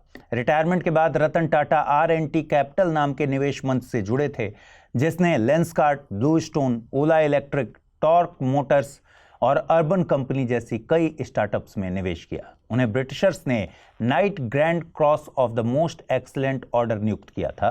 साथ ही रॉकफेलर फाउंडेशन ने लाइफ टाइम अचीवमेंट अवार्ड से सम्मानित किया था। भारत में कई बड़े नेताओं और व्यक्तियों द्वारा उन्हें भारत रत्न देने की भी मांग की जा रही है। आप बताइए, क्या रतन टाटा जी को भारत रत्न दिया जाना चाहिए? महाराष्ट्र चुनाव से पहले एनसीबीसी यानी राष्ट्रीय पिछड़ा वर्ग आयोग ने महाराष्ट्र की 7 जातियों और उपजातियों को केंद्र की ओबीसी लिस्ट में शामिल करने की सिफारिश की है। इनमें लोध, लोधा, लोधी, सूर्यवंशी गुजर, लीवे गुजर, रीवे गुजर, रेवा गुजर, डंगारी, भोयर, पवार, कापेवार, मुन्नार कापेवार, मुन्नार कापू, तेलंगा, तेलंगी, पेंटा रेड्डी, बुकेकारी शामिल हैं। ये सभी महाराष्ट्र में ओबीसी की लिस्ट में पहले से शामिल हैं। अब कमीशन द्वारा केंद्र की ओबीसी लिस्ट में शामिल करने की सिफारिश की गई है। देखिए, मंडल केस जजमेंट 1992 में सुप्रीम कोर्ट ने केंद्र सरकार को एक स्थायी सांविधिक संस्था के गठन के लिए कहा था और इस संस्था को पिछड़ी जातियों की सूची में अंडर इंक्लूजन, ओवर इंक्लूजन और नॉन इंक्लूजन की जांच करनी थी। सामाजिक न्याय एवं अधिकारिता मंत्रालय के मुताबिक पिछड़ा वर्ग यानी बैकवर्ड क्लासेस से मतलब अनुसूचित जातियों और अनुसूचित जनजातियों के इतर नागरिकों के ऐसे पिछड़े वर्गों से है जिन्हें केंद्र सरकार द्वारा स्पेसिफाई किया जाता है। मंडल कमीशन जजमेंट के चलते सरकार ने national commission for backward classes act 1993 के जरिए एनसीबीसी का गठन किया था। इसे संवैधानिक दर्जा संविधान के 102वें संविधान संशोधन अधिनियम 2018 के जरिए दिया गया था। अब एनसीबीसी भारतीय संविधान के अनुच्छेद 338 बी के तहत एक संवैधानिक संस्था है। यह एक 5 सदस्यीय संस्था है जिसमें एक अध्यक्ष, एक उपाध्यक्ष और 3 अन्य सदस्य होते हैं। इनकी नियुक्ति भारत के राष्ट्रपति के द्वारा की जाती है। वर्तमान में अध्यक्ष के पद पर हंसराज अहीर हैं। आयोग अपनी सालाना रिपोर्ट राष्ट्रपति को सौंपता है। राष्ट्रपति इस रिपोर्ट को संसद के सामने पेश करते हैं। आयोग को अपनी प्रक्रिया या प्रोसीजर को रेगुलेट करने की शक्ति हासिल है। किसी मामले या शिकायत की जांच करते समय इसके पास सिविल कोर्ट की सभी शक्तियां होती हैं। World wide fund for nature की लिविंग प्लैनेट रिपोर्ट 2024 जारी कर दी गई है। रिपोर्ट के मुताबिक वैश्विक वन्य जीव आबादी 50 वर्षों में 73% घट गई है। लिविंग प्लैनेट रिपोर्ट हर 2 साल में जारी की जाती है। पिछली रिपोर्ट में ये गिरावट 69% के आसपास थी। सबसे ज्यादा गिरावट फ्रेश वाटर इकोसिस्टम में 85% के करीब दर्ज की गई है। स्थलीय में 69% और समुद्री में 56% गिरावट आई है। रिपोर्ट के मुताबिक हैबिटेट लॉस और डिग्रेडेशन इसके 2 प्रमुख कारण हैं। मतलब वन्य जीवों का आवास नुकसान और आवास खत्म होना। इसकी वजह है खेती के लिए जंगलों की जमीन का प्रयोग। बढ़ती जनसंख्या की खाद्य जरूरतें पूरी करने के लिए जंगलों को उजाड़ा जा रहा है। ओवर एक्सप्लॉयटेशन, इन्वेजिव स्पीशीज और बीमारियां जलवायु परिवर्तन के साथ मिलकर वन्य जीवों को नुकसान पहुंचा रहे हैं। रिपोर्ट में बताया गया है कि एशिया पैसिफिक में प्रदूषण भी एक कारण है जो वन्य जीवों को नष्ट करने में भूमिका निभा रहा है। एशिया पैसिफिक में 60% की दर से वन्य जीवन में गिरावट दर्ज की गई है। एशिया पैसिफिक क्षेत्र में ही भारत भी शामिल है। आपको बता दें कि WWF दुनिया का लीडिंग कंजर्वेशन ऑर्गेनाइजेशन है। इसका गठन 1961 में किया गया था। इसका मुख्यालय है स्विट्जरलैंड में, ग्लैंड में। आइए देखते हैं आज का टर्म ऑफ द डे। आज का टर्म ऑफ द डे है फूड माइल्स। फूड माइल्स के लिए हिंदी शब्द है खाद्य मील। फूड माइल्स से मतलब है खाद्य उत्पाद जो दूरी खेत या उत्पादन सुविधा से आपकी प्लेट तक तय करते हैं। ये दूरी भोजन के प्रकार और उसके स्रोत के आधार पर अलग अलग हो सकती है। अब सवाल है कि फूड माइल्स इतना मैटर क्यों करता है। देखिए, जब आप दिल्ली में बैठकर नारियल पानी पीते हैं तो इसमें सिर्फ नारियल की कीमत नहीं है, एक पर्यावरणीय कीमत भी है जो दक्षिण के राज्यों से दिल्ली तक नारियल पानी पहुंचाने में लगी। ट्रांसपोर्टेशन के दौरान एमिशन हुआ है जिससे पर्यावरण प्रदूषण हुआ है। इसलिए हमारी कोशिश होनी चाहिए कि फूड माइल्स कम हो। इसके लिए एक तरीका है कि हमारे खाने की प्लेट लोकली अवेलेबल फूड हो। हम अगर खाने में स्थानीय तौर पर या उगाए गए फल और सब्जियों पर डिपेंडेंट रहेंगे तो ये कीमत के स्तर पर भी कम होगा और पर्यावरण को भी कम नुकसान पहुंचाएगा। दूसरा, हमें खाने में अपने क्षेत्र में उसी सीजन में उगने वाली चीजों का ज्यादा से ज्यादा इस्तेमाल करना चाहिए। पहला सवाल है, विश्व का सबसे बड़ा समुद्री संग्रहालय परिसर कहां विकसित किया जा रहा है? धौलावीरा, लोथल, पणजी या फिर कोच्चि? अगला प्रश्न है, राष्ट्रीय पिछड़ा वर्ग आयोग के संबंध में निम्नलिखित कथनों पर विचार कीजिए। यह एक संवैधानिक संस्था है। संवैधानिक दर्जा संविधान के 102वें संशोधन अधिनियम 2018 के जरिए दिया गया था। सही कथनों को चुनना है, केवल एक, केवल दो, एक और दो दोनों, न तो एक नहीं दो। पहला सवाल था, हाल ही में 8000 मीटर से अधिक ऊंची सभी 14 चोटियों पर चढ़ने वाले सबसे कम उम्र के व्यक्ति कौन बने हैं? नीमा रिंजी शेरपा, यशवंत नायक, अरुणिमा सिन्हा या फिर मलवथ पूर्णा। सही जवाब है विकल्प ए यानी नीमा रिंजी शेरपा। अगला प्रश्न था, साल 2024 में रसायन विज्ञान के नोबेल पुरस्कार की घोषणा किन व्यक्तियों को देने के लिए की गई है? जॉन जे हॉफफील्ड और Geoffrey A Hinton, Victor Ambrose और गैरी रोबकुन या फिर डेविड बेकर, डेमिस हासाबिस और जॉन एम जंपर, या इनमें से कोई नहीं? और सही जवाब था इसका विकल्प सी यानी डेविड बेकर, डेमिस हासाबिस और जॉन एम जंपर। नोबेल पुरस्कारों की कड़ी में शांति के लिए नोबेल पुरस्कार की घोषणा कर दी गई है। 2024 के लिए शांति का नोबेल पुरस्कार जापान के एनजीओ निहोन हिडेन्योको को दिया जाएगा। नोबेल शांति पुरस्कार के लिए निर्णय नॉर्वेजियन नोबेल कमेटी के द्वारा लिया गया है। ध्यान रखिए कि नोबेल शांति पुरस्कार नॉर्वे में दिया जाता है, जबकि अन्य पुरस्कार स्वीडन में दिए जाते हैं। नोबेल पुरस्कारों की घोषणा हर साल अक्टूबर में की जाती है। नोबेल पुरस्कार हर साल 10 दिसंबर को अल्फ्रेड नोबेल की पुण्यतिथि पर प्रदान किए जाते हैं, जिसे नोबेल दिवस कहते हैं। निहोन हिडेन्योको नाम के इस जापानी एनजीओ ने परमाणु मुक्त दुनिया बनाने के लिए बहुत प्रयास किए हैं। इस एनजीओ ने फिर से परमाणु हथियारों का प्रयोग न हो, ये सुनिश्चित करने के लिए यूएन में सालाना अपने प्रतिनिधि भेजे, पीस कॉन्फ्रेंसेस आयोजित की, लगातार परमाणु निशस्त्रीकरण के लिए दुनिया के सामने टेस्टिमोनियल्स प्रेजेंट किए।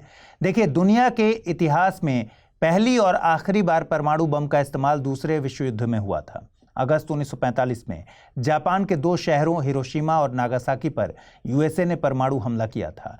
6 अगस्त 1945 को हिरोशिमा परमाणु बम हमले का शिकार होने वाला दुनिया का पहला शहर बना।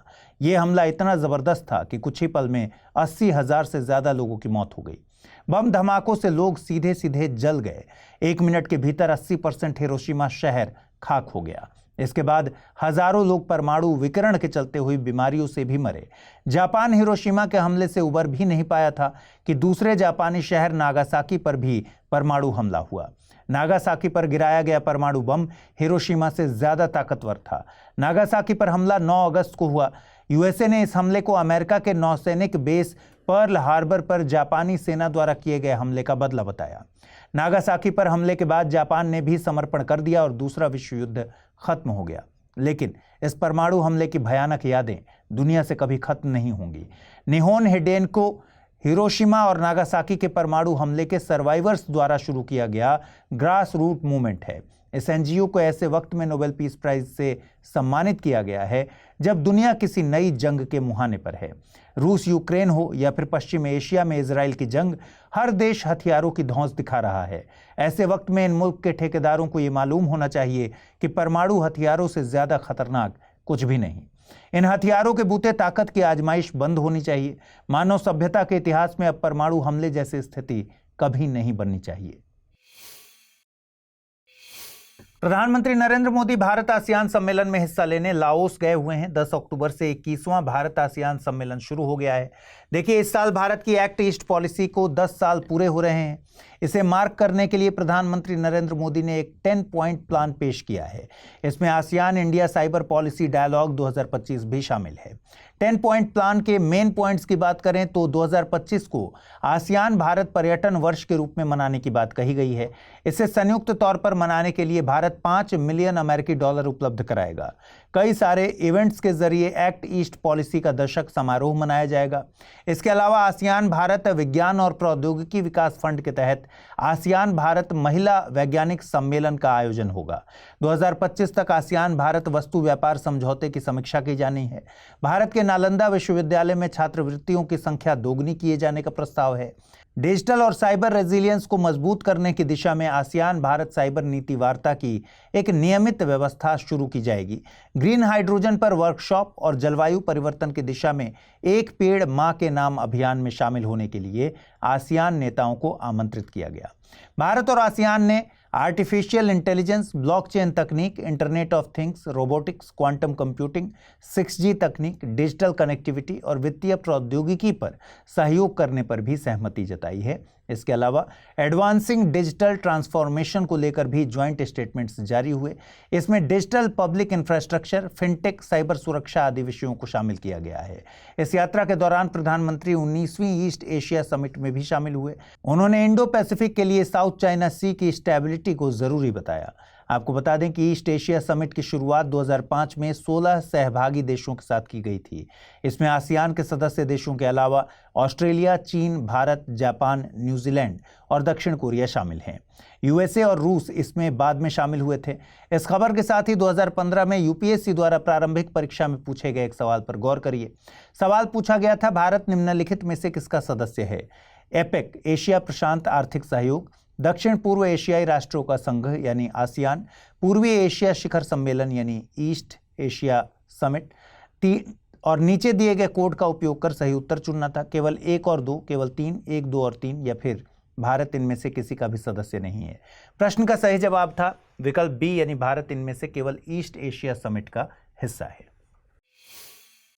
क्या आपके मन में कंफ्यूजन है कि आईएएस प्रिपरेशन को कैसे डेस्टिनेशन तक पहुंचाएं? तो जुड़िए UPSC IAS prelims to interview यानी P2I बैच से, जिसमें आपके हर प्रॉब्लम का सॉल्यूशन है मौजूद। आप गांव में हैं या शहर में, कोई टेंशन नहीं, क्योंकि इस बैच में आपको मिलेंगी 1000+ आवर्स की लाइव ऑनलाइन कक्षाएं।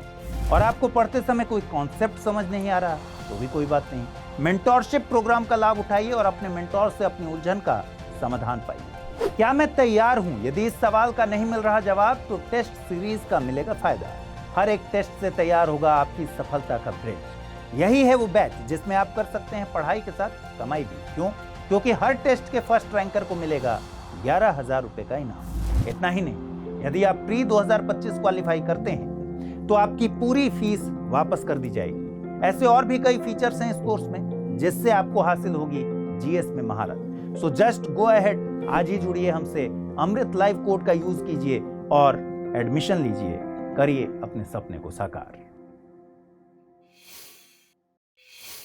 बेंगलुरु स्थित एक NGO universal human rights service foundation ने नंदी हिल्स को बायोडायवर्सिटी हब घोषित किए जाने की मांग की है। एनजीओ का कहना है कि नंदी हिल्स पर पहुंचने वाले पर्यटकों की संख्या अपनी मैक्सिमम लिमिट को क्रॉस कर चुकी है। अगर आने वाले वक्त में यहां पर पर्यटन और व्हीकल्स पर रोक नहीं लगाई गई तो नंदी हिल्स के लिए ये भयानक आपदा साबित होगा। देखिए, नंदी हिल्स को नंदी दुर्ग भी कहते हैं। प्राचीन अभिलेखों में इसका जिक्र नंदी गिरी के नाम से मिलता है। ये बेंगलुरु के बाशिंदों के लिए सबसे फेमस वीकेंड डेस्टिनेशन है। नंदी हिल्स से कई नदियां निकलती हैं। इनमें उत्तरी पलार, दक्षिणी पेन्नार, चित्रावती, अर्कावती और पापाघनी शामिल हैं। ऐसा माना जाता है कि यहाँ स्थित किले की दीवारें चिक्काबल्लापुरा के पालेगरों द्वारा बनाई गई थीं। पालेगर एक प्रकार के सामंती शासक होते थे जो किसी विशेष क्षेत्र या किले पर शासन करते थे और उस क्षेत्र की सुरक्षा और प्रशासन की जिम्मेदारी संभालते थे। उन्हें अक्सर राजा या बड़े शासकों द्वारा नियुक्त किया जाता था। वे स्थानीय स्तर पर शासन करते थे, सैनिकों की टुकड़ी रखते थे और राजा के लिए कर इकट्ठा करते थे। बाद में हैदर अली और टीपू सुल्तान ने भी इन्हें मजबूत बनाने का काम किया था। कुछ समय के लिए ये क्षेत्र मराठा नियंत्रण में था। यहाँ पर स्थित एक खाई का नाम है टीपू ड्रॉप। इसके बारे में माना जाता है कि ये वो जगह है जहां मृत्यु दंड की सजा पाए कैदियों को नीचे घाटी में धक्का दिया जाता था। यहाँ पर एक बड़ा पानी का कुंड भी खोदा गया है और पानी के भंडारण के लिए एक आयताकार पत्थर की संरचना बनाई गई है। कुंड का नाम अमृत सरोवर है। यहाँ भगवान शिव को समर्पित 2 मंदिर भी हैं, योगनंदेश्वर और भोगनंदेश्वर। योगनंदेश्वर मंदिर चोल कला में निर्मित है।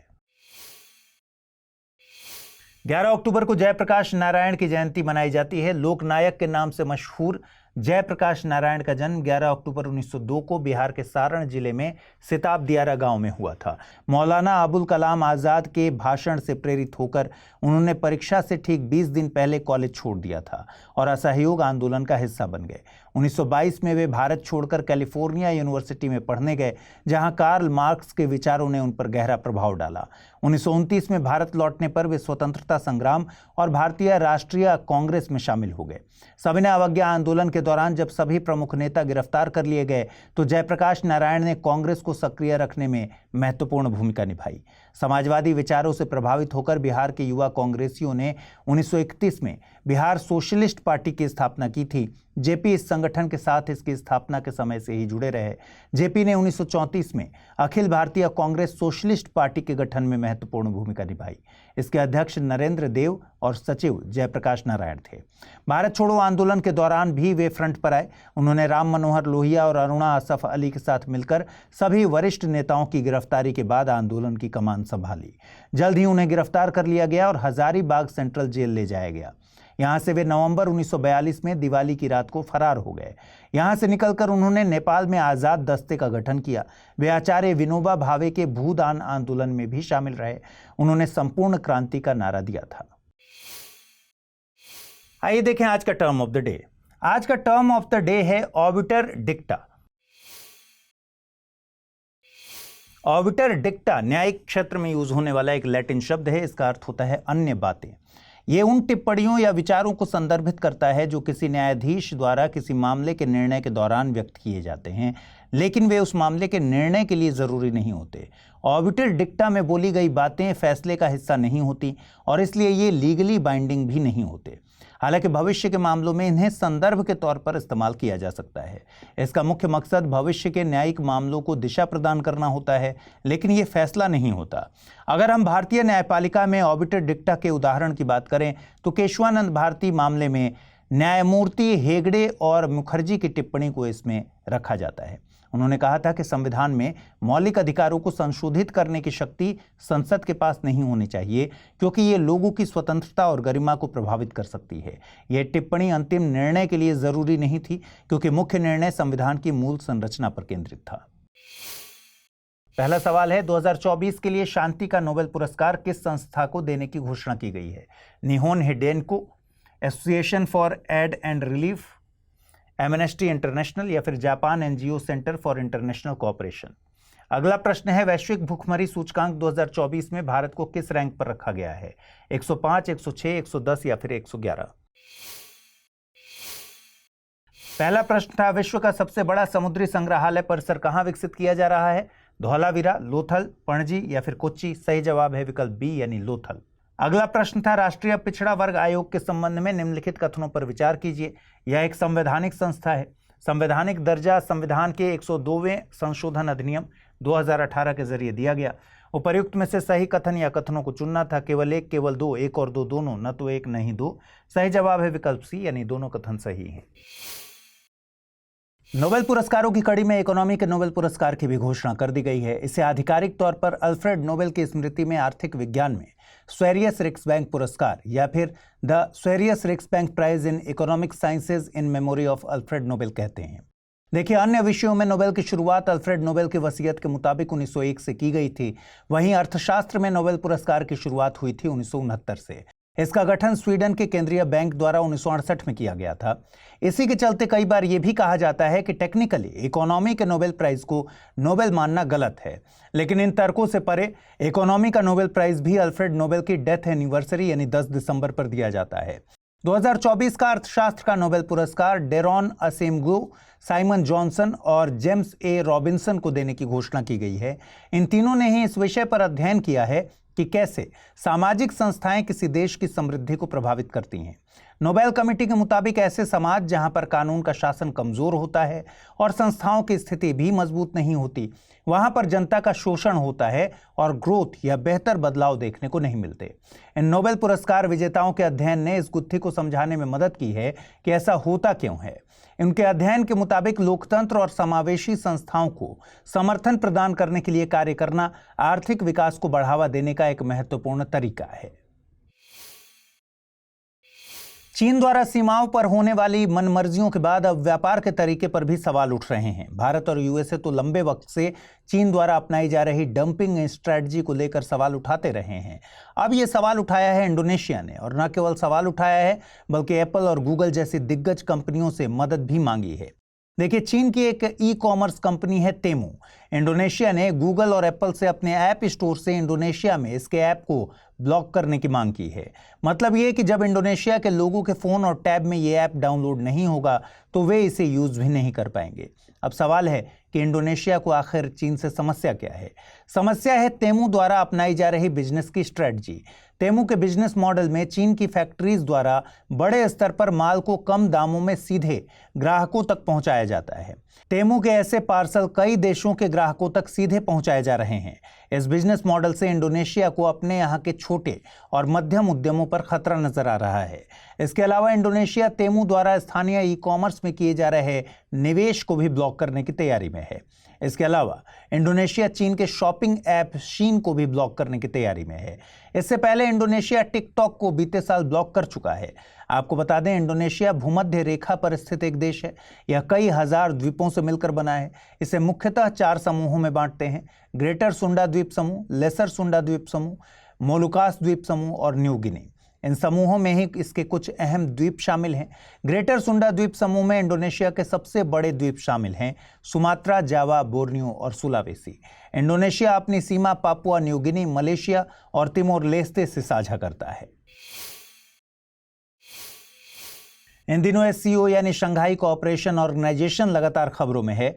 एससीओ का 23वां हेड्स ऑफ गवर्नमेंट का सम्मेलन पाकिस्तान के इस्लामाबाद में 15 से 16 अक्टूबर के बीच आयोजित होना है। भारत की तरफ से इस सम्मेलन में विदेश मंत्री एस जयशंकर हिस्सा लेने जा रहे हैं। उनके जाने की खबर के बाद से लगातार कयास लगाए जा रहे थे कि शायद दोनों देशों के बीच द्विपक्षीय वार्ता हो सकती है, लेकिन इस तरह के कयासों का खंडन खुद विदेश मंत्री ने अपने स्टेटमेंट में किया। उनके मुताबिक ये एससीओ के सम्मेलन में शामिल होने के मकसद से जा रहे हैं, न कि किसी के साथ द्विपक्षीय वार्ता करने। एससीओ का सम्मेलन चूंकि पाकिस्तान में आयोजित होने जा रहा है, इसलिए सुरक्षा के इंतजाम को लेकर भी ये सुर्खियों में है। पाकिस्तान में सुरक्षा के इंतजाम को लेकर हाई अलर्ट जारी है।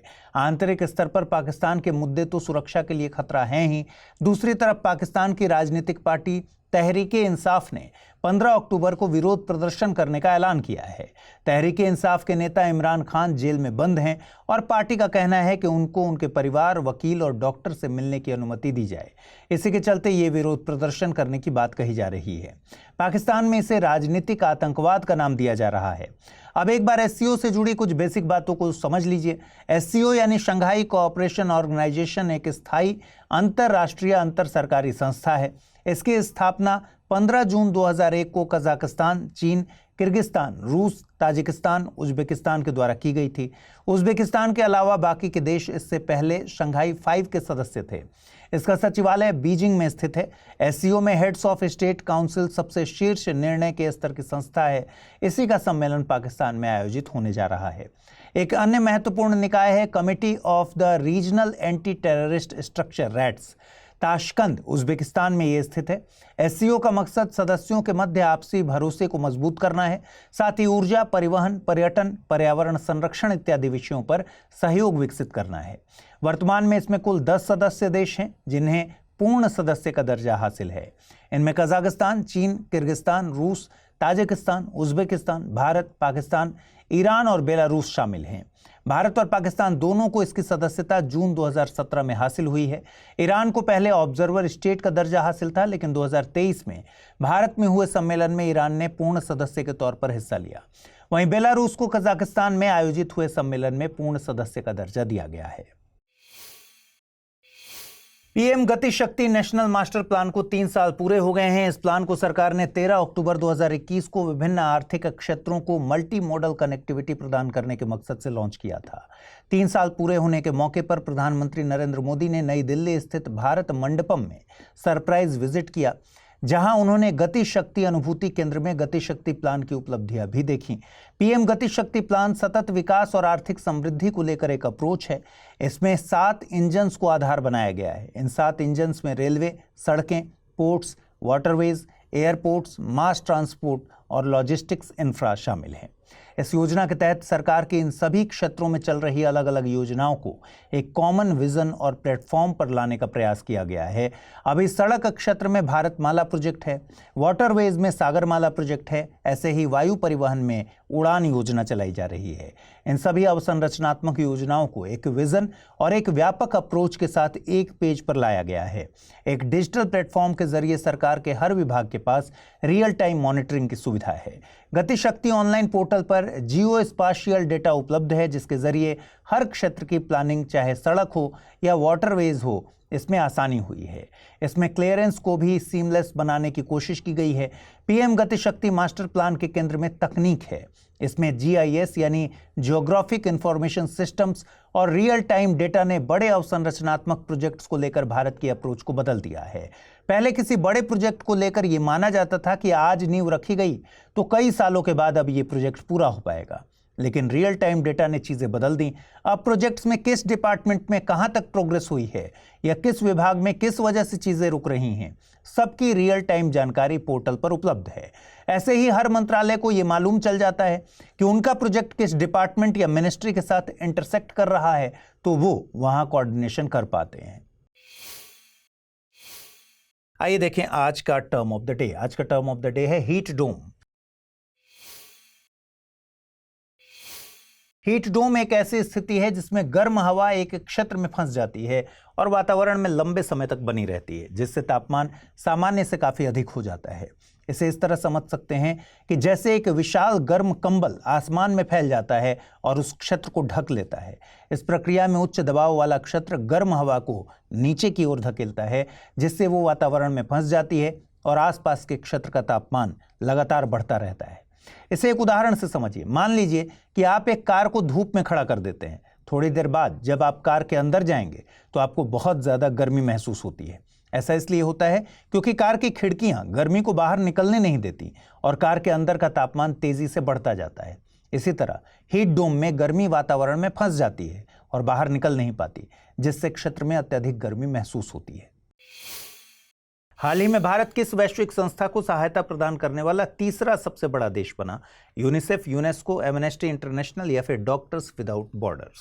अगला प्रश्न है, निम्नलिखित कथनों पर विचार कीजिए। भारत और पाकिस्तान शंघाई कोऑपरेशन ऑर्गेनाइजेशन यानी SCO के संस्थापक सदस्य हैं। SCO का मुख्यालय बीजिंग में है। SCO USA का ब्रेन चाइल्ड है। उपर्युक्त में से सही कथन या कथनों को चुनना है। केवल 1 और 2, केवल 2, केवल 2 और 3 या फिर उपर्युक्त सभी। 2024 के लिए शांति का नोबेल पुरस्कार किस संस्था को देने की घोषणा की गई है? Association for aid and relief, Amnesty International या फिर Japan NGO centre for international cooperation? सही जवाब है इसका विकल्प ए यानी निहोन हिडेन युको। अगला प्रश्न था, वैश्विक भुखमरी सूचकांक 2024 में भारत को किस रैंक पर रखा गया है? 105, 106, 110 या फिर 111? सही जवाब है विकल्प ए यानी 105 रैंक। भारत और USA के बीच 32,000 करोड़ रुपए की एक डील साइन हुई है। इस डील के तहत भारत USA से तीनों सेनाओं के लिए 31 प्रेडेटर ड्रोन खरीदेगा। साथ ही इनके मेंटेनेंस, रिपेयर की फैसिलिटी भी भारत में ही स्थापित की जाएगी। बीते हफ्ते ही कैबिनेट कमेटी ऑन सिक्योरिटी ने 31 प्रेडेटर ड्रोन्स की खरीद को मंजूरी दी। इनमें से 15 इंडियन नेवी को, बाकी एयरफोर्स और थल सेना के बीच बराबर बराबर बांटे जाएंगे। भारत लंबे वक्त से इस डील को फाइनल करने के लिए प्रयास कर रहा था, लेकिन रक्षा अधिग्रहण परिषद की बैठक के बाद फाइनली सभी मुद्दों पर सहमति बन पाई और डील पर साइन हो सका। ऐसी उम्मीद की जा रही है कि भारत इन ड्रोन्स को 4 जगहों पर स्थापित करेगा। इनमें चेन्नई, गुजरात का पोरबंदर और उत्तर प्रदेश में गोरखपुर तथा सरसावा शामिल हैं। अब एक बार इन प्रेडेटर ड्रोन्स के बारे में जान लेते हैं जो भारत के लिए गेम चेंजर साबित हो सकते हैं। MQ-9B नाम के इस ड्रोन के 2 वेरिएंट हैं, सी गार्जियन और स्काई गार्जियन। सी गार्जियन प्रेडेटर ड्रोन भारतीय नेवी को दिए जाएंगे। ये ड्रोन्स लगभग 40,000 फीट की ऊंचाई तक उड़ पाएंगे, तकरीबन 40 घंटे तक हवा में रह सकते हैं। इनकी इन्हीं क्षमताओं के चलते इन्हें हंटर किलर भी कहा जाता है। इन ड्रोन्स में missiles, guided bombs, navigation system और मोबाइल ग्राउंड कंट्रोल सिस्टम जैसे इक्विपमेंट लगे होते हैं। दावा है कि USA ने इसी ड्रोन का इस्तेमाल 2022 में अलकायदा के लीडर जवाहिरी को मारने के लिए किया था। ये ड्रोन्स भारत के रक्षा क्षेत्र के लिए कई लिहाज से अहम बताए जा रहे हैं। एक तो इनसे भारत की मॉनिटरिंग क्षमता में वृद्धि होगी, खासकर चीन के साथ सीमा पर और हिंद महासागर क्षेत्र में। गौरतलब है कि चीन हिंद महासागर में भी विस्तार कर रहा है। ये ड्रोन भारत के समुद्री क्षेत्रों को व्यापक रूप से कवर कर सकेंगे, क्योंकि ये पूरे दिन आकाश में बने रहने की क्षमता रखते हैं। साथ ही इन प्रेडेटर ड्रोन्स से भारत ने एक तीर से 2 निशाने साधे हैं। एक तो ये ड्रोन्स चीन द्वारा इस्तेमाल किए जा रहे CAI Hong 4 और विंग लूंग 2 की तुलना में सुपीरियर हैं। दूसरा, चीन ने इन्हीं ड्रोन्स की सप्लाई पाकिस्तान को भी की है। इस तरह भारत ने इन दोनों देशों के साथ सीमा पर बेहतर तकनीक वाले ड्रोन्स को डिप्लॉय करने का इंतजाम कर लिया है। सरकार ने ग्रीन वॉशिंग के मामले में एक जरूरी कदम उठाया है। दरअसल CCPA यानी सेंट्रल कंज्यूमर प्रोटेक्शन अथॉरिटी ने ग्रीन वॉशिंग के मसले पर गाइडलाइंस जारी की हैं। इन गाइडलाइंस को prevention and regulation of green washing and misleading environmental claims नाम दिया गया है। इन गाइडलाइंस का मकसद ग्राहकों को गलत और भ्रामक जानकारी से बचाना है, साथ ही बिजनेस कम्युनिटीज में पर्यावरणीय जिम्मेदारी को बढ़ावा देना है। CCPA के मुताबिक इन गाइडलाइंस से यह सुनिश्चित करने की कोशिश की गई है कि एक ऐसा मार्केट बनाया जा सके जहां केवल पर्यावरणीय दावे न हों बल्कि पर्यावरण को लेकर जो दावे किए जाएं वो हकीकत हों। कंपनीज को भी साफ तौर पर कहा गया है कि कंपनीज अपने उत्पादों में केवल नाम के लिए नेचुरल, ऑर्गेनिक और प्योर जैसे शब्दों का इस्तेमाल न करें, बल्कि इन शब्दों के साथ साथ एक क्लैरिफिकेशन भी दिया जाए कि प्रोडक्ट को ऑर्गेनिक किन आधारों पर कहा जा रहा है। कंपनीज इन शब्दों का इस्तेमाल केवल तभी कर सकती हैं जब इन्हें सिद्ध करने के लिए उनके पास पर्याप्त प्रमाण भी हों और वो प्रमाण पेश भी कर सकें। देखिए, ग्रीन वॉशिंग शब्द आपने कई बार सुना होगा। आइए जानते हैं इसका मतलब क्या होता है। दरअसल फर्मों, कंपनियों और सरकारों के बीच अपनी सभी प्रकार की गतिविधियों या प्रोजेक्ट्स को जलवायु अनुकूल बनाने की प्रवृत्ति बढ़ रही है। ये देखा गया है कि इनमें से कई दावे असत्यापित, भ्रामक या संदिग्ध होते हैं। वास्तव में ऐसी फर्म या कंपनियां जलवायु परिवर्तन के खिलाफ लड़ाई में कुछ भी नहीं करती। इस तरह ग्रीन वॉशिंग फर्म, कंपनीज और सरकारों द्वारा जलवायु अनुकूल होने का एक ढोंग है ताकि इससे मिलने वाले फायदे इन्हें मिलते रहें। अपने आप को जलवायु अनुकूल बताने से फर्मों और कंपनीज की छवि सकारात्मक तौर पर बढ़ती है। इन्हें कई प्रकार के लाभ मिलते हैं, लेकिन सच्चाई कुछ अलग होती है। इस खबर की रेलेवेंस को समझने के लिए एक बार 2022 में UPSC की प्रारंभिक परीक्षा में पूछे गए प्रश्न पर गौर करते हैं। प्रश्न पूछा गया था, कौन सा शब्द ग्रीन वॉशिंग का सबसे अच्छा वर्णन करता है। यह गलत धारणा फैलाना कि कंपनी के उत्पाद पर्यावरण के अनुकूल और सुरक्षित हैं, किसी देश के वार्षिक वित्तीय विवरणों में पारिस्थितिकी या पर्यावरणीय लागतों को शामिल न करना, बुनियादी ढांचे के विकास के दौरान विनाशकारी पारिस्थितिकी परिणामों की अनदेखी, या फिर किसी सरकारी परियोजना या कार्यक्रम में पर्यावरणीय लागतों के लिए अनिवार्य प्रावधान बनाना। और इस प्रश्न का सही जवाब है विकल्प A। क्या आपके मन में कंफ्यूजन है कि IAS प्रिपरेशन को कैसे डेस्टिनेशन तक पहुंचाएं? तो जुड़िए UPSC IAS prelims to interview यानी P2I बैच से, जिसमें आपके हर प्रॉब्लम का सॉल्यूशन है मौजूद। आप गांव में हैं या शहर में, कोई टेंशन नहीं, क्योंकि इस बैच में आपको मिलेंगी 1000+ आवर्स की लाइव ऑनलाइन कक्षाएं। और आपको पढ़ते समय कोई कॉन्सेप्ट समझ नहीं आ रहा तो भी कोई बात नहीं, मेंटोरशिप प्रोग्राम का लाभ उठाइए और अपने मेंटोर से अपनी उलझन का समाधान पाइए। क्या मैं तैयार हूं? यदि इस सवाल का नहीं मिल रहा जवाब तो टेस्ट सीरीज का मिलेगा फायदा। हर एक टेस्ट से तैयार होगा आपकी सफलता का ब्रिज। यही है वो बैच जिसमें आप कर सकते हैं पढ़ाई के साथ कमाई भी। क्यों? क्योंकि हर टेस्ट के फर्स्ट रैंकर को मिलेगा 11,000 रुपए का इनाम। इतना ही नहीं, यदि आप प्री 2025 क्वालिफाई करते हैं तो आपकी पूरी फीस वापस कर दी जाएगी। ऐसे और भी कई फीचर्स हैं इस कोर्स में जिससे आपको हासिल होगी GS में महारत। सो जस्ट गो अहेड, आज ही जुड़िए हमसे, अमृत लाइव कोड का यूज कीजिए और एडमिशन लीजिए, करिए अपने सपने को साकार। हाल ही में 10 नील बेसिन देशों ने मिलकर एक कोऑपरेटिव फ्रेमवर्क को लीगल स्टेटस दिया है। इसे नील बेसिन इनिशिएटिव नाम दिया गया है। इसका मकसद है नील नदी के पानी का सतत और टिकाऊ उपयोग सुनिश्चित करना, जो सभी देशों को बराबर पानी मुहैया कराने की बात करता है। समझौते की पुष्टि south Sudan, Ethiopia, Uganda, Rwanda, Burundi और तंजानिया ने की है, लेकिन इस समझौते में सबसे बड़ी चुनौती पेश कर रहे हैं मिस्र यानी इजिप्ट और सूडान। दोनों ही देशों ने समझौते पर हस्ताक्षर करने से इनकार कर दिया। इन दोनों देशों ने नील नदी के पानी में अपने हिस्से को किसी भी स्तर पर कम करने से मना कर दिया है। इजिप्ट ने इथोपिया द्वारा ब्लू नील पर बनाए जा रहे एक डैम को लेकर भी चिंता जाहिर की है। इजिप्ट के मुताबिक डैम से निचले इलाकों में पानी और सिंचाई आपूर्ति पर नकारात्मक प्रभाव पड़ेगा। देखिए, इजिप्ट और सूडान की समस्या केवल ये डैम भर नहीं है। ये दोनों देश चाहते हैं कि नील नदी को लेकर जो समझौता औपनिवेशिक काल में हुआ था उसी को लागू किया जाए। 1929 में लागू हुए समझौते ने नील नदी के निचले हिस्से के पानी पर इजिप्ट और सूडान को अधिकार दे दिया था। इसमें इजिप्ट को 55.5 बिलियन क्यूबिक मीटर और सूडान को 18.5 बिलियन क्यूबिक मीटर पानी मिला था। तब नदी के किनारे बसे अन्य देशों के शेयर के बारे में सोचा तक नहीं गया था, लेकिन हालिया समझौते में बेनिफिट ऑफ ऑल यानी सभी को लाभ की बात कही गई है। आपको बता दें कि नील नदी को फादर ऑफ अफ्रीकन रिवर के नाम से जाना जाता है। ये केवल अफ्रीका ही नहीं बल्कि दुनिया की सबसे लंबी नदी है। नील नदी अपनी दो महत्वपूर्ण सहायक नदियों से मिलकर बनती है, व्हाइट नील और ब्लू नील। व्हाइट नील का ऑरिजिन विक्टोरिया लेक है, ब्लू नील का ऑरिजिन इथोपिया की टाना लेक से माना जाता है। नील नदी 6650 किलोमीटर के लगभग बहकर भूमध्य सागर में जाकर गिरती है। अनुसंधान नेशनल रिसर्च फाउंडेशन ANRF ने दो पहले लॉन्च किए हैं। एक है the prime minister early career research grant PMECRG और दूसरी है mission for advancement in high impact areas electric vehicle MHA-EV। PMECRG के तहत करियर के शुरुआती दौर में रिसर्च के लिए ग्रांट मुहैया कराने की बात कही गई है। ANRF का मानना है कि करियर के शुरुआती दौर में रिसर्चर्स को अगर फंडिंग की जाएगी तो विज्ञान और प्रौद्योगिकी के क्षेत्र में भारत को वैश्विक नेता के तौर पर जगह दिलाई जा सकती है। इन रिसर्चर्स के जरिए भारत में एक मजबूत रिसर्च इकोसिस्टम तैयार करने की कोशिश की जा रही है। देखिए, रिसर्च को लेकर एक प्रचलित मान्यता है कि अगर अपने करियर के शुरुआती दौर में ही कोई रिसर्च में फोकस होता है तो उसके ज्यादा फायदे देखने को मिलते हैं। एक बार अगर व्यक्ति अपने करियर में किसी अन्य क्षेत्र में सेटल हो गया तो फिर रिसर्च पर फोकस बना पाना बहुत मुश्किल होता है। इसमें बजट को भी फ्लेक्सिबल रखा गया है जिससे हाई क्वालिटी रिसर्च को बढ़ावा दिया जा सके। वहीं MHA-EV मिशन आयात पर निर्भरता को कम करने, घरेलू नवाचार को बढ़ावा देने और भारत को ईवी के क्षेत्र में वैश्विक नेता के रूप में स्थापित करने के लिए प्रमुख ईवी टेक्नोलॉजीज के विकास पर केंद्रित है। इस मिशन के तहत क्रिटिकल टेक्नोलॉजी मिशन के 3 क्षेत्रों पर फोकस किया गया है।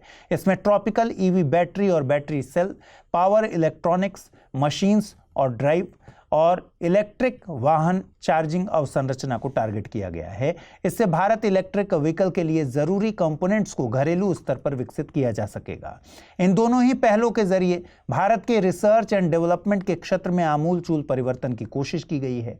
ANRF का गठन अनुसंधान नेशनल रिसर्च फाउंडेशन एक्ट 2023 के जरिए किया गया है। यह सांविधिक संस्था है। ANRF राष्ट्रीय शिक्षा नीति की सिफारिशों के मुताबिक भारत में साइंटिफिक रिसर्च के क्षेत्र में रणनीतिक दिशा मुहैया कराने के लिए एक शीर्ष निकाय के तौर पर काम करता है। संसद में 2008 में लाए गए एक एक्ट के जरिए science and engineering research board SERB का गठन किया गया था। इसे भी ANRF में मर्ज कर दिया गया है। आइए देखें आज का टर्म ऑफ द डे। आज का टर्म ऑफ द डे है कैविएट। ये लैटिन भाषा का शब्द है। इसका शाब्दिक अर्थ होता है लेट अ पर्सन बिवेयर। ये एक तरह का प्रिकॉशनरी मेजर है।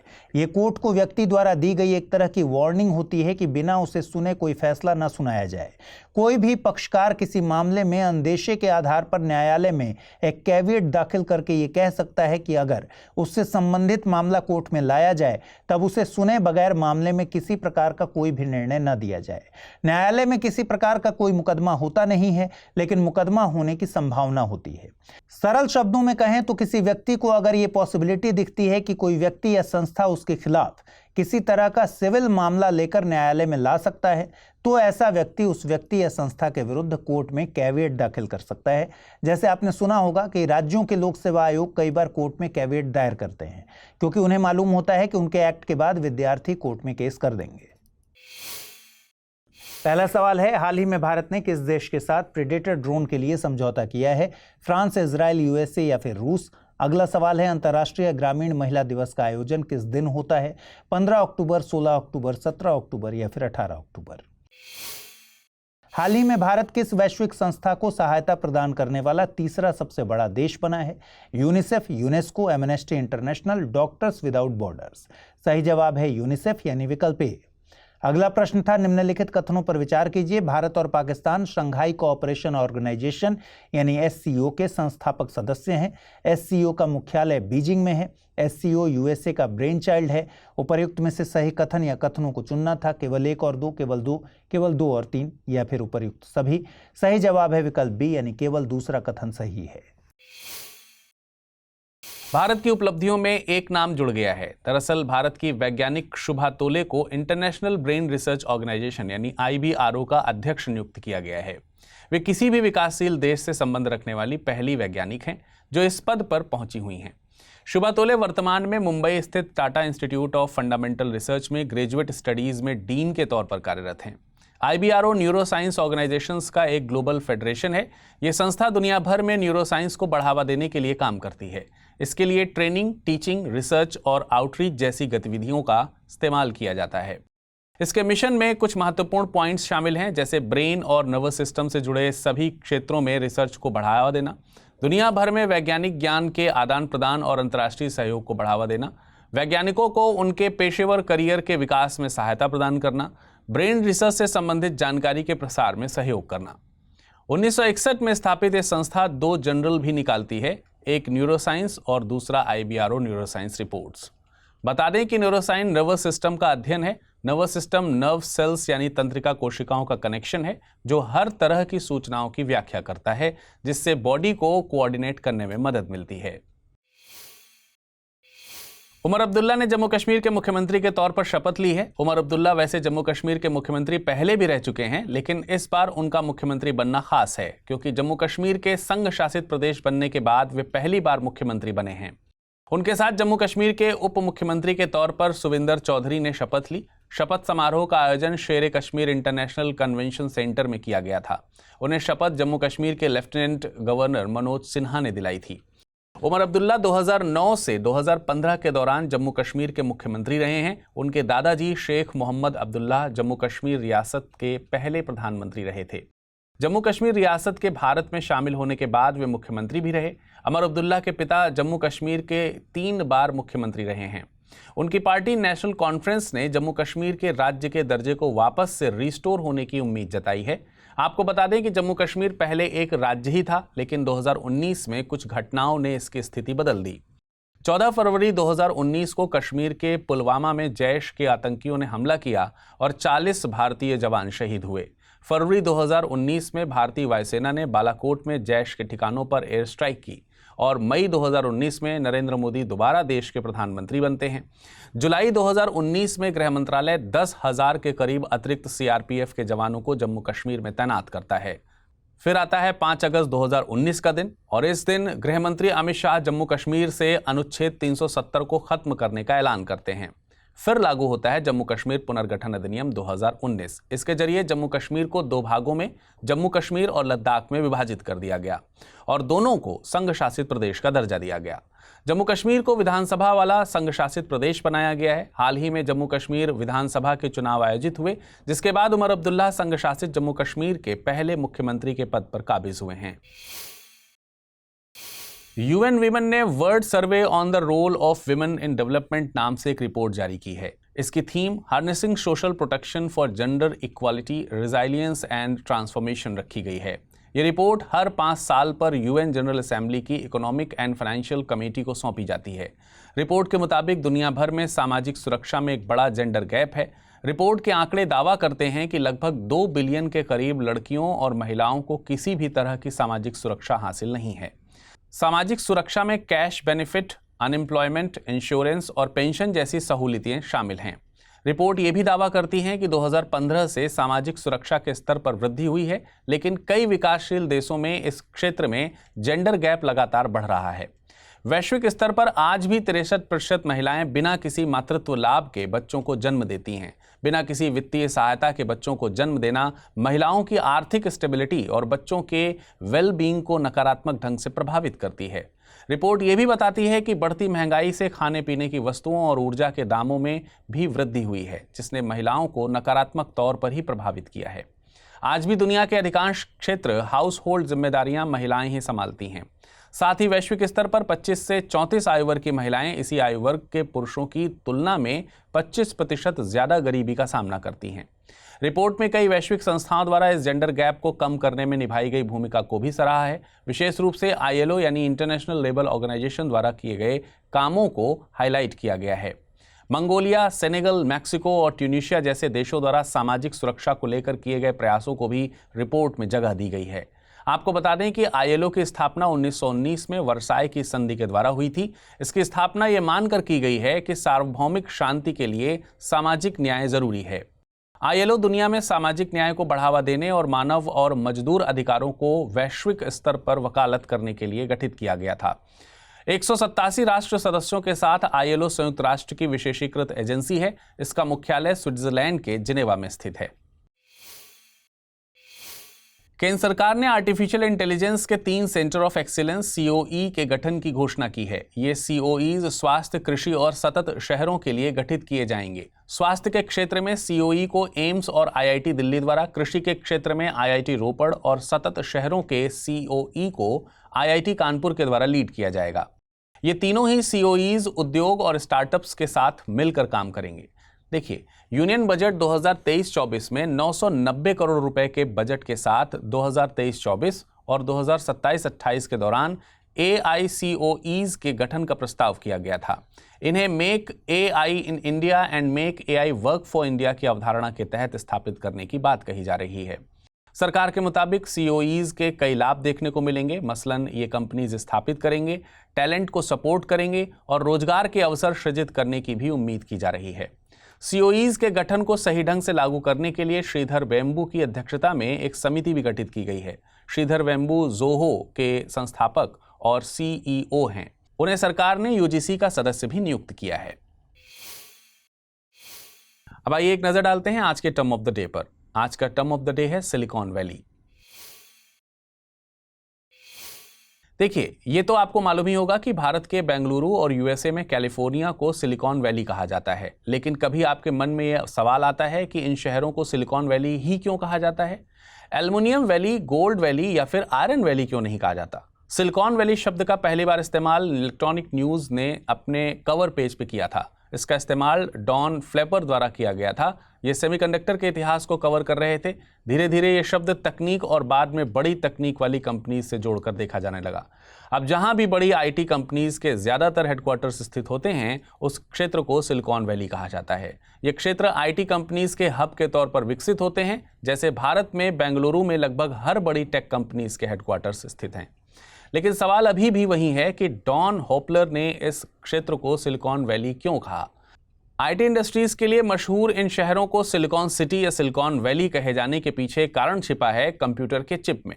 कंप्यूटर के चिप बनाने में सिलिकॉन नाम की धातु का इस्तेमाल किया जाता है। बस इसीलिए आईटी सेक्टर वाले इस क्षेत्र के लिए सिलिकॉन वैली वर्ड यूज करते हैं। क्षेत्रफल के आधार पर अफ्रीका का सबसे बड़ा देश कौन सा है? अल्जीरिया, इजिप्ट, कॉन्गो या फिर डेमोक्रेटिक रिपब्लिक ऑफ कॉन्गो? अगला प्रश्न है, जम्मू कश्मीर के संबंध में निम्नलिखित कथनों पर विचार कीजिए। उमर अब्दुल्लाह संघ शासित प्रदेश जम्मू कश्मीर के पहले मुख्यमंत्री बने हैं। जम्मू कश्मीर को भारत में हमेशा से संघ शासित प्रदेश का दर्जा हासिल था। उपरोक्त में से सही कथन या कथनों का चुनाव कीजिए। केवल एक, केवल दो, एक और दो दोनों, ना तो एक ना ही दो। पहला प्रश्न था, हाल ही में भारत ने किस देश के साथ प्रेडेटर ड्रोन के लिए समझौता किया है? फ्रांस, इजराइल, यूएसए या फिर रूस? इसका सही जवाब है विकल्प सी यानी यूएसए। अगला प्रश्न था, अंतर्राष्ट्रीय ग्रामीण महिला दिवस का आयोजन किस दिन किया जाता है? 15 अक्टूबर, 16 अक्टूबर, 17 अक्टूबर या फिर 18 अक्टूबर? इसका सही जवाब है विकल्प ए यानी 15 अक्टूबर।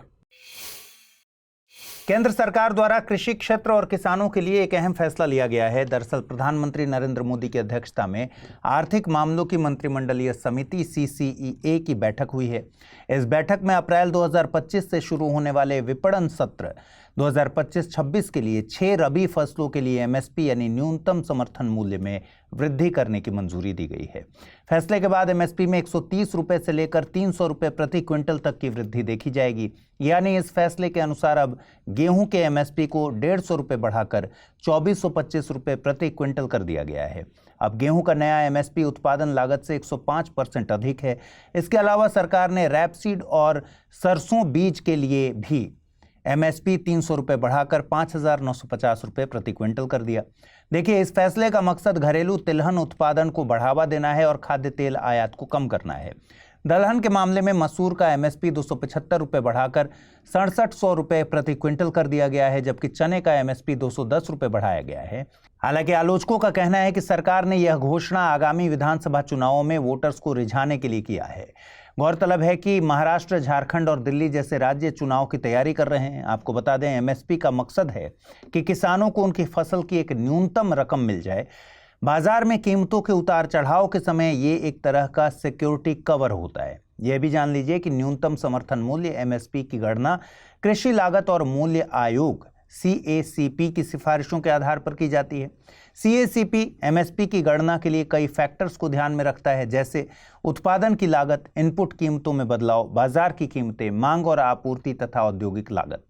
सरकार की तरफ से ये कहा गया है कि एमएसपी में की गई बढ़ोतरी 2018-19 के केंद्रीय बजट की प्रतिबद्धता के अनुरूप है। इस बजट में अखिल भारतीय औसत उत्पादन लागत का कम से कम 1.5 गुना समर्थन मूल्य निर्धारित करने की बात कही गई है। सरकार को उम्मीद है कि एमएसपी में इस बढ़ोतरी से किसानों को लाभ होगा और फसल विविधीकरण को बढ़ावा मिलेगा। हाल ही में सुप्रीम कोर्ट ने एक ऐतिहासिक फैसला दिया। ये फैसला नागरिकता अधिनियम से जुड़ा है। दरअसल अपने ऐतिहासिक फैसले में सुप्रीम कोर्ट ने नागरिकता अधिनियम की धारा 6A की संवैधानिक वैधता को बरकरार रखा है। भारत के मुख्य न्यायाधीश DY चंद्रचूड़ की अध्यक्षता वाली 5 न्यायाधीशों की पीठ ने फैसला सुनाया। आइए समझते हैं कि नागरिकता अधिनियम की धारा 6A को क्यों चुनौती दी गई थी और इसके मायने क्या क्या हैं। सबसे पहले हमें धारा 6A को समझना होगा। धारा 6A नागरिकता अधिनियम 1955 में एक स्पेशल जगह रखती है। असम में 1971 के बाद से तत्कालीन पूर्वी पाकिस्तान या आज के बांग्लादेश से भारी तादाद में लोगों ने असम में घुसपैठ की थी। घुसपैठ के कारण अलग अलग थे। किसी को भारत में बेहतर भविष्य दिखा, किसी को मौत का डर सता रहा था। लेकिन बांग्लादेशी लोगों के आने से असमिया समाज का ताना बाना बिखरने लगा। इस पर ऑल असम स्टूडेंट्स यूनियन यानी आसू ने एक आंदोलन चलाया। आंदोलन था असम में प्रवासियों की घुसपैठ के खिलाफ। फिर बाद में जब केंद्र में राजीव गांधी की सरकार थी, तब केंद्र सरकार और ऑल असम स्टूडेंट्स यूनियन यानी आसू के बीच 1985 में एक समझौता हुआ। इसे कहते हैं असम अकॉर्ड या फिर असम समझौता। इस समझौते के तहत धारा 6A को नागरिकता अधिनियम 1955 में लागू किया गया। यानी हम कह सकते हैं कि धारा 6A असम में प्रवेश करने वाले अप्रवासियों को भारतीय नागरिकता प्रदान करने से संबंधित है। इसका उद्देश्य असम में रहने वाले विदेशियों की पहचान करना था, उन्हें रेगुलेट करना था। इस धारा के तहत 2 प्रमुख कट ऑफ डेट निर्धारित की गई थी। पहली तारीख थी 1 जनवरी 1966, यानी 1 जनवरी 1966 से पहले असम में प्रवेश करने वाले सभी भारतीय मूल के व्यक्तियों को नागरिकता प्रदान की जाएगी। दूसरी डेट थी 24 मार्च 1971, यानी 1 जनवरी 1966 से 24 मार्च 1971 तक असम में प्रवेश करने वाले व्यक्तियों को नागरिकता दी जाएगी, लेकिन इन्हें 10 साल तक चुनाव में मतदान करने का अधिकार नहीं होगा। इसका यह भी मतलब हुआ कि 24 मार्च 1971 के बाद आने वालों को अवैध अप्रवासी माना जाएगा। अब वापस खबर की ओर रुख करते हैं। आपको बता दें, असम में बांग्लादेशी अप्रवासियों की घुसपैठ के मामले को लेकर 2012 में याचिका दायर की गई थी। याचिकाकर्ताओं में Assam public works NGO, Assam संयुक्त महासंघ और अन्य शामिल हैं। इनका कहना है कि असम में नागरिकता के लिए अलग कट ऑफ डेट निर्धारित करना भेदभावपूर्ण, मनमाना और अवैध है। याचिका में कहा गया था कि केवल असम राज्य में धारा 6A के लागू होने से राज्य के डेमोग्राफी में एक बदलाव देखा गया है। इस बदलाव से असम के लोकल लोगों को या मूल निवासियों को परेशानी हुई है। कहा जाता है कि धारा 6A के लागू होने से असम के लोगों को अपने ही राज्य में अल्पसंख्यक जैसा दर्जा मिला हुआ है। संवैधानिक पर्सपेक्टिव से देखें तो धारा 6A राज्य के आर्थिक और राजनीतिक हितों के लिए खतरा है। इसके कारण असमिया लोगों के सांस्कृतिक अस्तित्व, राजनीतिक नियंत्रण और रोजगार के अवसरों पर प्रतिकूल प्रभाव पड़ा है। इस मामले में संविधान के अनुच्छेद 29 का भी जिक्र हुआ है। याचिकाकर्ताओं का कहना है कि राज्य में डेमोग्राफी बदलने से संविधान के अनुच्छेद 29 के तहत स्वदेशी असमिया लोगों के अपने संस्कृति को संरक्षित करने के अधिकार भी छीने जा रहे हैं। हालांकि इस मामले में एक दूसरा पक्ष भी है। Citizens for justice and peace जैसे NGO ने यह तर्क दिया है कि अगर धारा 6A को हटा दिया जाता है तो कई सारे निवासी स्टेटलेस हो जाएंगे। ये ऐसे लोग हैं जो लगभग 50 सालों से ज्यादा असम में नागरिक के तौर पर रह रहे थे। धारा 6A को हटाने से इन लोगों को विदेशी माना जाएगा और इन्हें देश से बाहर निकालने की कार्यवाही भी की जाएगी। इसके अलावा आपको इस पूरे मामले में संविधान के अनुच्छेद 11 को भी जानना चाहिए। अनुच्छेद 11 नागरिकता को वापस लेने, खत्म करने और नागरिकता से संबंधित दूसरे मामलों के संबंध में संसद को प्रावधान करने की शक्ति देता है। क्या आपके मन में कंफ्यूजन है कि आईएएस प्रिपरेशन को कैसे डेस्टिनेशन तक पहुंचाएं? तो जुड़िए UPSC IAS prelims to interview यानी P2I बैच से, जिसमें आपके हर प्रॉब्लम का सॉल्यूशन है मौजूद। आप गांव में हैं या शहर में, कोई टेंशन नहीं। क्योंकि इस बैच में आपको मिलेंगी 1000+ आवर्स की लाइव ऑनलाइन कक्षाएं। और आपको पढ़ते समय कोई कॉन्सेप्ट समझ नहीं आ रहा तो भी कोई बात नहीं, मेंटोरशिप प्रोग्राम का लाभ उठाइए और अपने मेंटोर से अपनी उलझन का समाधान पाइए। क्या मैं तैयार हूं? यदि इस सवाल का नहीं मिल रहा जवाब तो टेस्ट सीरीज का मिलेगा फायदा। हर एक टेस्ट से तैयार होगा आपकी सफलता का ब्रिज। यही है वो बैच जिसमें आप कर सकते हैं पढ़ाई के साथ कमाई भी। क्यों? क्योंकि हर टेस्ट के फर्स्ट रैंकर को मिलेगा 11,000 रुपए का इनाम। इतना ही नहीं, यदि आप प्री 2025 क्वालिफाई करते हैं तो आपकी पूरी फीस वापस कर दी जाएगी। ऐसे और भी कई फीचर्स हैं इस कोर्स में जिससे आपको हासिल होगी जीएस में महारत। सो जस्ट गो अहेड, आज ही जुड़िए हमसे, अमृत लाइव कोड का यूज कीजिए और एडमिशन लीजिए, करिए अपने सपने को साकार। दिमाग में भूसा भरा है वाली कहावत अब जल्दी ही पुरानी हो जाएगी, क्योंकि अब दिमाग में प्लास्टिक भरा है वाली कहावत आने वाली है। दरअसल मानव स्वास्थ्य को लेकर एक डराने वाला शोध हुआ है और इस नई स्टडी में दावा किया गया है कि न्यूबॉर्न बेबीज के लंग्स, हार्ट और यहां तक कि ब्रेन में माइक्रोप्लास्टिक्स मौजूद हो सकते हैं। दरअसल रटगर्स यूनिवर्सिटी के शोधकर्ताओं द्वारा एक स्टडी की गई थी। इसमें नवजात चूहों को सांस के माध्यम से पॉलीआमाइड 12 केमिकल सुंघाया गया। पॉलीआमाइड 12 या PA12 एक थर्मोप्लास्टिक पदार्थ है। इसे नायलॉन 12 के नाम से भी जानते हैं। इसे सूंघने के बाद नवजात चूहों के फेफड़ों, दिल, लीवर, किडनी और दिमाग में छोटे छोटे प्लास्टिक के टुकड़े पाए गए। इस स्टडी में यह भी देखा गया कि माइक्रोप्लास्टिक गर्भावस्था के दौरान प्लेसेंटा के माध्यम से गुजर सकता है और यहां तक कि विकासशील भ्रूण को भी प्रभावित कर सकता है। वैज्ञानिकों ने इसकी भी संभावना बताई कि बच्चे के जन्म के बाद मां के दूध के माध्यम से माइक्रोप्लास्टिक के टुकड़े गुजर सकते हैं। अब चिंता की बात यह है कि जीवन के इतने प्राइमरी स्टेज में माइक्रोप्लास्टिक पाया जाना बहुत खतरनाक है। अब कौन चाहेगा कि उसके लीवर, किडनी, हार्ट या ब्रेन में प्लास्टिक पाया जाए? आपको बता दें कि माइक्रोप्लास्टिक प्रदूषण ह्यूमन हेल्थ के लिए बड़ा खतरा है ही, क्योंकि इससे हार्ट अटैक आने की और दूसरी क्रॉनिक बीमारियों की संभावना लाइफ के प्राइमरी स्टेज से ही शुरू हो जाती है। इसके अलावा भी माइक्रोप्लास्टिक पर्यावरण के लिए एक बहुत बड़ा खतरा है। माइक्रोप्लास्टिक हर जगह पाए जाते हैं। माउंट एवरेस्ट से लेकर समुद्री गहराइयों तक हवा, मिट्टी, पानी, पौधे, जानवरों में माइक्रोप्लास्टिक पाया जाना बहुत आम हो गया है। एक सर्वे के मुताबिक हर साल 14 मिलियन टन प्लास्टिक समुद्र में फेंका जाता है। ये सारा प्लास्टिक छोटे कणों माइक्रोप्लास्टिक्स में टूट जाता है। दुर्भाग्य ये है कि माइक्रोप्लास्टिक्स गलता या सड़ता नहीं है, बल्कि ये मनुष्य में दुख की तरह हमेशा बना रहता है। ये छोटे कण प्रकृति में जमा हो जाते हैं और पारिस्थितिकी तंत्र और मानव स्वास्थ्य के लिए गंभीर खतरा पैदा करते हैं।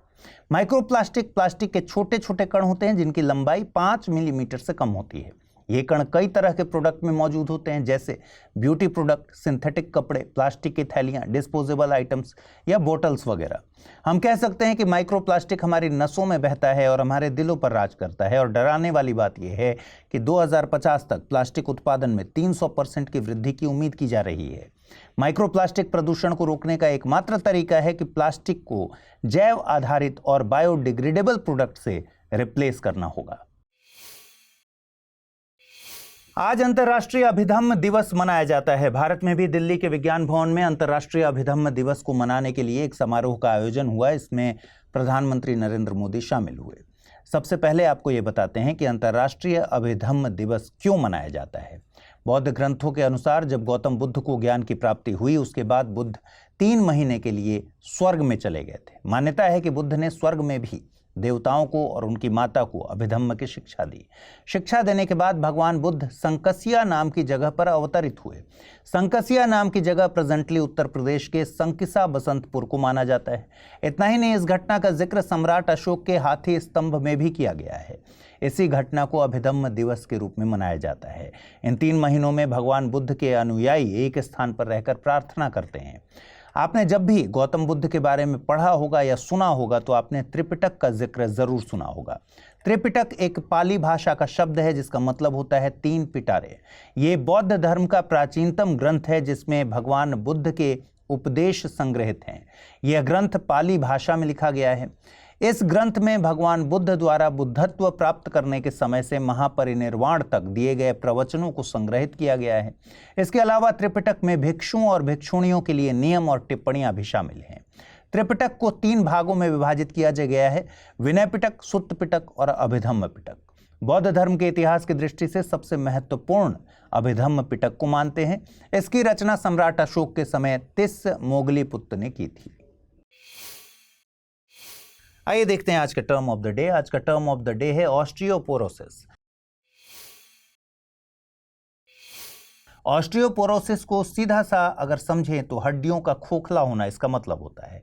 ये तब होता है जब हड्डियों में कैल्शियम जैसे मिनरल्स तेजी से कम होने लगते हैं। इससे हड्डी का सामान्य बोन मास प्रभावित होता है और हड्डियां खोखली होकर कमज़ोर होने लगती हैं। हड्डियां इतनी कमज़ोर हो जाती हैं कि ज़रा सा भी गिरने या तनाव देने पर आसानी से टूट जाती हैं। खराब लाइफस्टाइल और खराब फूड हैबिट के कारण ऑस्टियोपोरोसिस होने की संभावना बढ़ती है। महिलाएं ऑस्टियोपोरोसिस से अधिक प्रभावित होती हैं। देश में इस समय 6.5 करोड़ लोग ऑस्टियोपोरोसिस की समस्या से पीड़ित हैं और उनमें से 80% महिलाएं हैं। ओरछा से संबंधित निम्नलिखित कथनों पर विचार कीजिए। ओरछा में जहांगीर महल, चतुर्भुज मंदिर, अमर महल और लक्ष्मी नारायण मंदिर स्थित हैं। ओरछा केन नदी के किनारे स्थित है। सही कथन या कथनों को चुनिए। केवल एक, केवल दो, एक और दो दोनों, न तो एक नहीं दो। अगला प्रश्न है, निम्नलिखित में से त्रिपिटक में क्या शामिल नहीं है? विनय पिटक, सुत्त पिटक, अभिधम्म पिटक या फिर जातक कथाएं। पहला प्रश्न था, क्षेत्रफल के आधार पर अफ्रीका का सबसे बड़ा देश कौन सा है? अल्जीरिया, इजिप्ट, कांगो या फिर डेमोक्रेटिक रिपब्लिक ऑफ कांगो। और सही जवाब है अल्जीरिया यानी विकल्प ए। अगला प्रश्न था, जम्मू कश्मीर के संबंध में निम्नलिखित कथनों पर विचार कीजिए। उमर अब्दुल्ला संघ शासित प्रदेश जम्मू कश्मीर के पहले मुख्यमंत्री बने हैं। जम्मू कश्मीर को भारत में हमेशा से संघ शासित प्रदेश का दर्जा हासिल था। सही कथन या कथनों को चुनना है। केवल एक, केवल दो, एक और दो दोनों, न तो एक नहीं दो। सही जवाब है विकल्प ए, केवल एक। कुछ दिन पहले पंजाब के फरीदकोट में 3 साल की एक बच्ची की मौत हो गई। मौत का कारण डिप्थीरिया बताया गया है। हेल्थ ऑफिसर्स ने कहा कि बच्ची को प्रिवेंटेबल डिजीज के खिलाफ वैक्सीन नहीं लगाई गई थी, जबकि पंजाब सरकार की रिपोर्ट कहती है कि राज्य में लगभग 96% बच्चे पूरी तरह से वैक्सीनेटेड हैं। चलिए समझते हैं कि डिप्थीरिया क्या है, इससे कितना खतरा हो सकता है और इसे रोकने के लिए क्या किया जाना चाहिए। देखिए, डिप्थीरिया एक संक्रामक बीमारी है। इस बीमारी के लिए जिम्मेदार एक बैक्टीरिया है जिसे कोरिनेबैक्टीरियम डिप्थीरिया कहते हैं। ये बैक्टीरिया एक ह्यूमन के रेस्पिरेटरी सिस्टम को टारगेट करता है, यानी इससे गला, नाक, टॉन्सिल संक्रमित हो जाते हैं। इसी वजह से डिप्थीरिया को आम भाषा में गला घोंटू भी कहते हैं और अंग्रेजी में बुल नेक भी कहते हैं, क्योंकि गला या गर्दन इसमें बहुत सूज जाता है, स्वेलिंग हो जाती है। इसमें गले में खराश, आवाज़ बैठना, गर्दन में सूजे हुए लिम्फ नोड्स हो जाना, सांस लेने में कठिनाई होना या तेज सांस लेना, बुखार, गले में ग्रे स्यूडो मेम्ब्रेन का बनना यानी गले और टॉन्सिल को ढकने वाली एक मोटी झिल्ली का बनना जैसे लक्षण दिखते हैं। ये झिल्ली इतनी खतरनाक होती है कि इससे मरीज की दम घुटने से मौत हो सकती है। दूसरी बात यह कि डिप्थीरिया फैलाने वाले बैक्टीरिया एक टॉक्सिन प्रोड्यूस करते हैं जो दिल, किडनी और तंत्रिका तंत्र को नुकसान पहुंचा सकता है। यह एक अत्यधिक संक्रामक रोग है, लेकिन इससे होने वाली मृत्यु दर कम है। अब सवाल है कि डिप्थीरिया से कैसे बचा जाए। डिप्थीरिया के इलाज के लिए एंटीटॉक्सिन और एंटीबायोटिक्स का इस्तेमाल किया जाता है और इसके लिए टीकाकरण किया जाता है। 0 से 16 वर्ष के बीच 7 डोज लगवाए जाते हैं। बच्चे के 1 साल का होने से पहले 3 डोज दी जाती हैं। बच्चे के 2 वर्ष के होने पर डिप्थीरिया, परटूटिस और टेटनस का DTP का बूस्टर शॉट, बच्चे के 6 साल का होने पर 5वीं डोज और 10 से 16 साल की आयु में 1-1 डोज दी जाती है। यानी डिप्थीरिया से बचने के लिए नियमित टीकाकरण कराना चाहिए। इसलिए डिप्थीरिया के टीके को भारत के टीकाकरण कार्यक्रम में शामिल किया गया है। स्वास्थ्य एवं परिवार कल्याण मंत्रालय द्वारा बताया गया है कि 2023-24 में 1 साल की एज कैटेगरी के 93.5% भारतीय बच्चों का टीकाकरण हो चुका है। हमने पहले भी बताया कि डिप्थीरिया एक बहुत ही ज्यादा संक्रामक बीमारी है और 2023-24 के डेटा से पता चलता है कि भारत में डिप्थीरिया के लगभग 84% मामले केवल 10 राज्यों में ही सामने आए हैं। ये राज्य हैं केरल, असम, दिल्ली, गुजरात, हरियाणा, कर्नाटक, नागालैंड, महाराष्ट्र, राजस्थान और पश्चिम बंगाल से। WHO के पिछले 5 साल के डेटा को अगर देखते हैं तो 2018, 19, 20, 21, 22 में क्रमशः 8,688, 9,622, 3,485, 1,768 और 3,286 मामले सामने आए। वहीं 2023 में भारत में डिप्थीरिया के 3,850 मामले सामने आए। आप जब डेटा के पैटर्न पर गौर करेंगे तो 2021 के बाद से आप बीमारी के मामले बढ़ते देखेंगे, जो कि चिंता की बात है। केंद्रीय विज्ञान और प्रौद्योगिकी राज्य मंत्री ने एक समारोह में कहा कि भारत को ग्लोबल बायो मैन्युफैक्चरिंग सेंटर में तब्दील किया जाएगा। केंद्रीय मंत्री ने यह भी कहा कि देश को बायो मैन्युफैक्चरिंग के बारे में वैश्विक दृष्टिकोण रखना चाहिए और इसके लिए वैश्विक रणनीति तैयार की जानी चाहिए। तो आइए समझते हैं कि बायो मैन्युफैक्चरिंग क्या है और ये क्यों इंपॉर्टेंट है। अगर सीधी भाषा में समझें तो बायो मैन्युफैक्चरिंग बायोटेक्नोलॉजी का एक टाइप है जिसमें बायोलॉजिकल मटेरियल से प्रोडक्ट बनाए जाते हैं। जैसे मोबाइल मैन्युफैक्चरिंग में silicon, germanium, steel, plastic etcetera का यूज किया जाता है, वैसे ही बायो मैन्युफैक्चरिंग में सूक्ष्म जीवों, पशुओं की कोशिकाओं या पौधों की कोशिकाओं का इस्तेमाल किया जाता है। नॉर्मली इन कोशिकाओं को प्राकृतिक रूप से हासिल किया जा सकता है। अगर नहीं हासिल किया जा सकता है तो फिर आनुवंशिक इंजीनियरिंग तकनीक का इस्तेमाल करके भी इन्हें बनाया जा सकता है। बायो मैन्युफैक्चरिंग से दवाइयां, खाद्य और पेय पदार्थ और इंडस्ट्रीज के लिए बायो मटेरियल और बायो मॉलिक्यूल्स बनाए जाते हैं। खास बात यह है कि बायो मैन्युफैक्चरिंग में प्राकृतिक रूप से होने वाले एक्शन और रिएक्शन का इस्तेमाल होता है। आप में से बहुत से लोग हर रोज एक प्रोडक्ट खाते हैं जिसमें बायो मैन्युफैक्चरिंग का इस्तेमाल होता है। ये प्रोडक्ट है ब्रेड। ब्रेड बनाते समय फर्मेंटेशन के लिए सूक्ष्म जीवों और एंजाइमों का इस्तेमाल किया जाता है। ऐसे ही बियर बनाई जाती है। देखिए, बायो मैन्युफैक्चरिंग के कई फील्ड्स में इस्तेमाल हैं, जैसे pharma industry, food and drinking industry, bio energy, environment conservation, agriculture etcetera.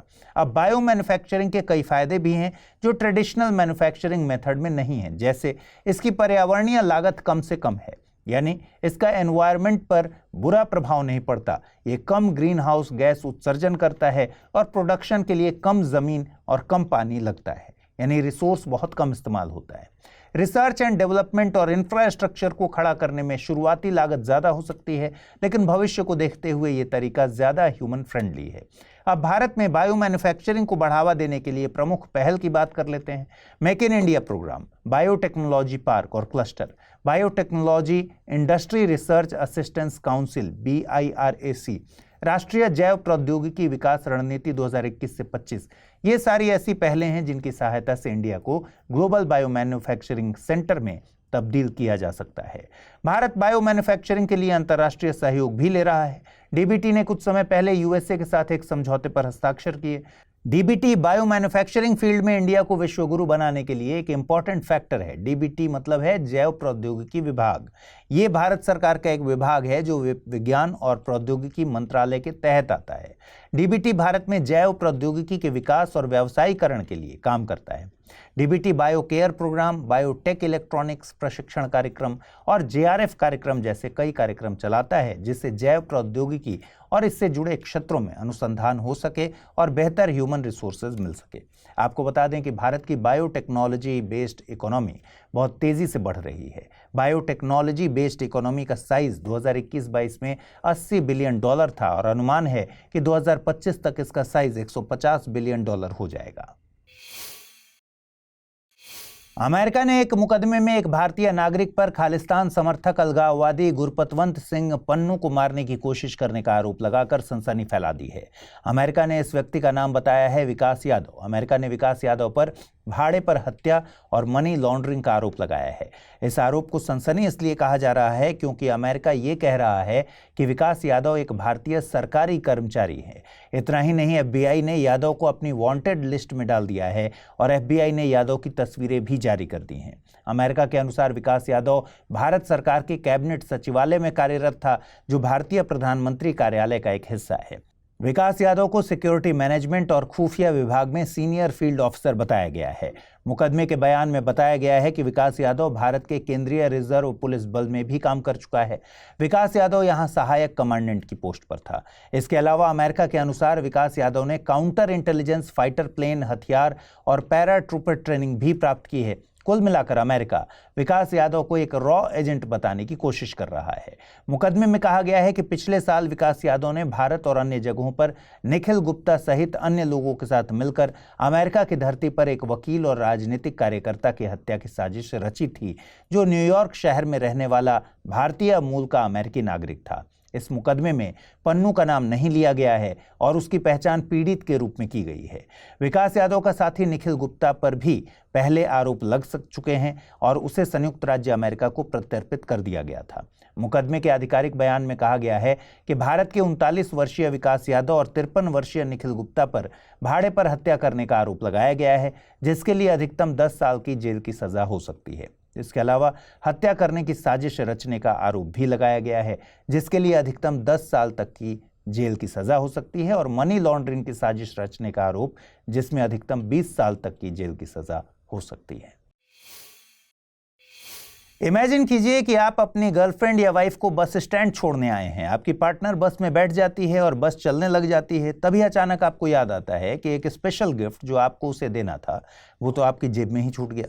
Gift ना देने के कॉन्सिक्वेंसेज आप जानते हैं, इसलिए अब आप पवन के वेग से अपनी KTM 390 को भगाते हुए बस का पीछा करते हैं और बस की स्पीड को मैच करते हुए ठीक उसी खिड़की के सामने आ जाते हैं और गिफ्ट को सक्सेसफुली डिलीवर कर देते हैं और हैंडशेक भी कर लेते हैं। देखिए, ऐसे काम बहुत जोखिम भरे होते हैं, ऐसा मत कीजिएगा। लेकिन खुद सोचिए कि जोखिम का लेवल क्या होगा जब ऐसा कारनामा स्पेस में हो।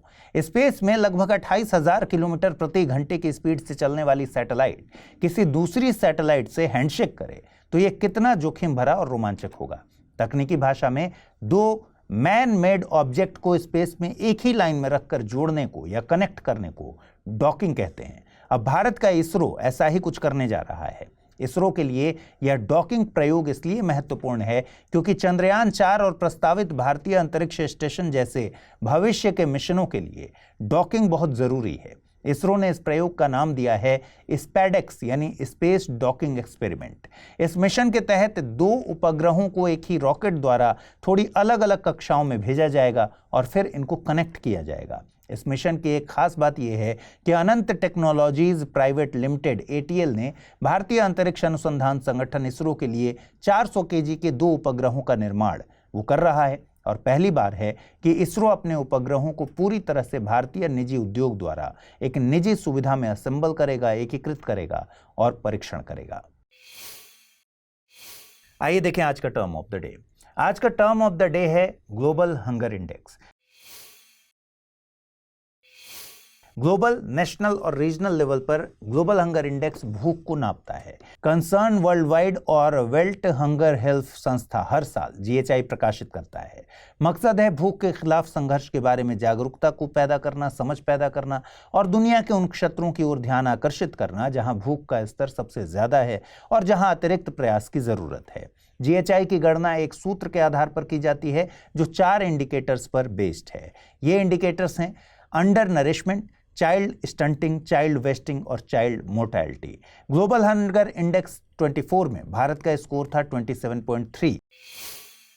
पहला सवाल है, हाल ही में hand in hand investment forum का उद्घाटन किस संस्था के द्वारा किया गया है? WHO, FAO, यूनेस्को या फिर WTO?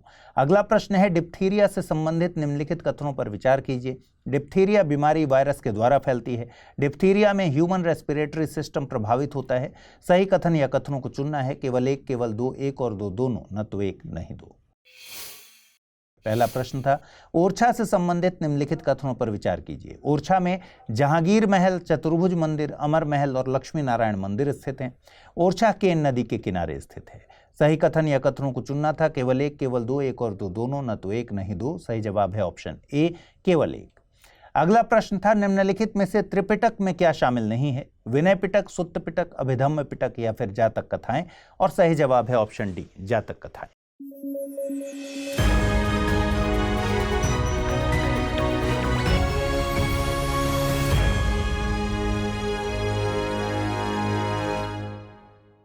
हिंदी में UPSC की तैयारी से संबंधित प्रोग्राम्स को देखने के लिए सब्सक्राइब करें स्टडी IQ IAS हिंदी।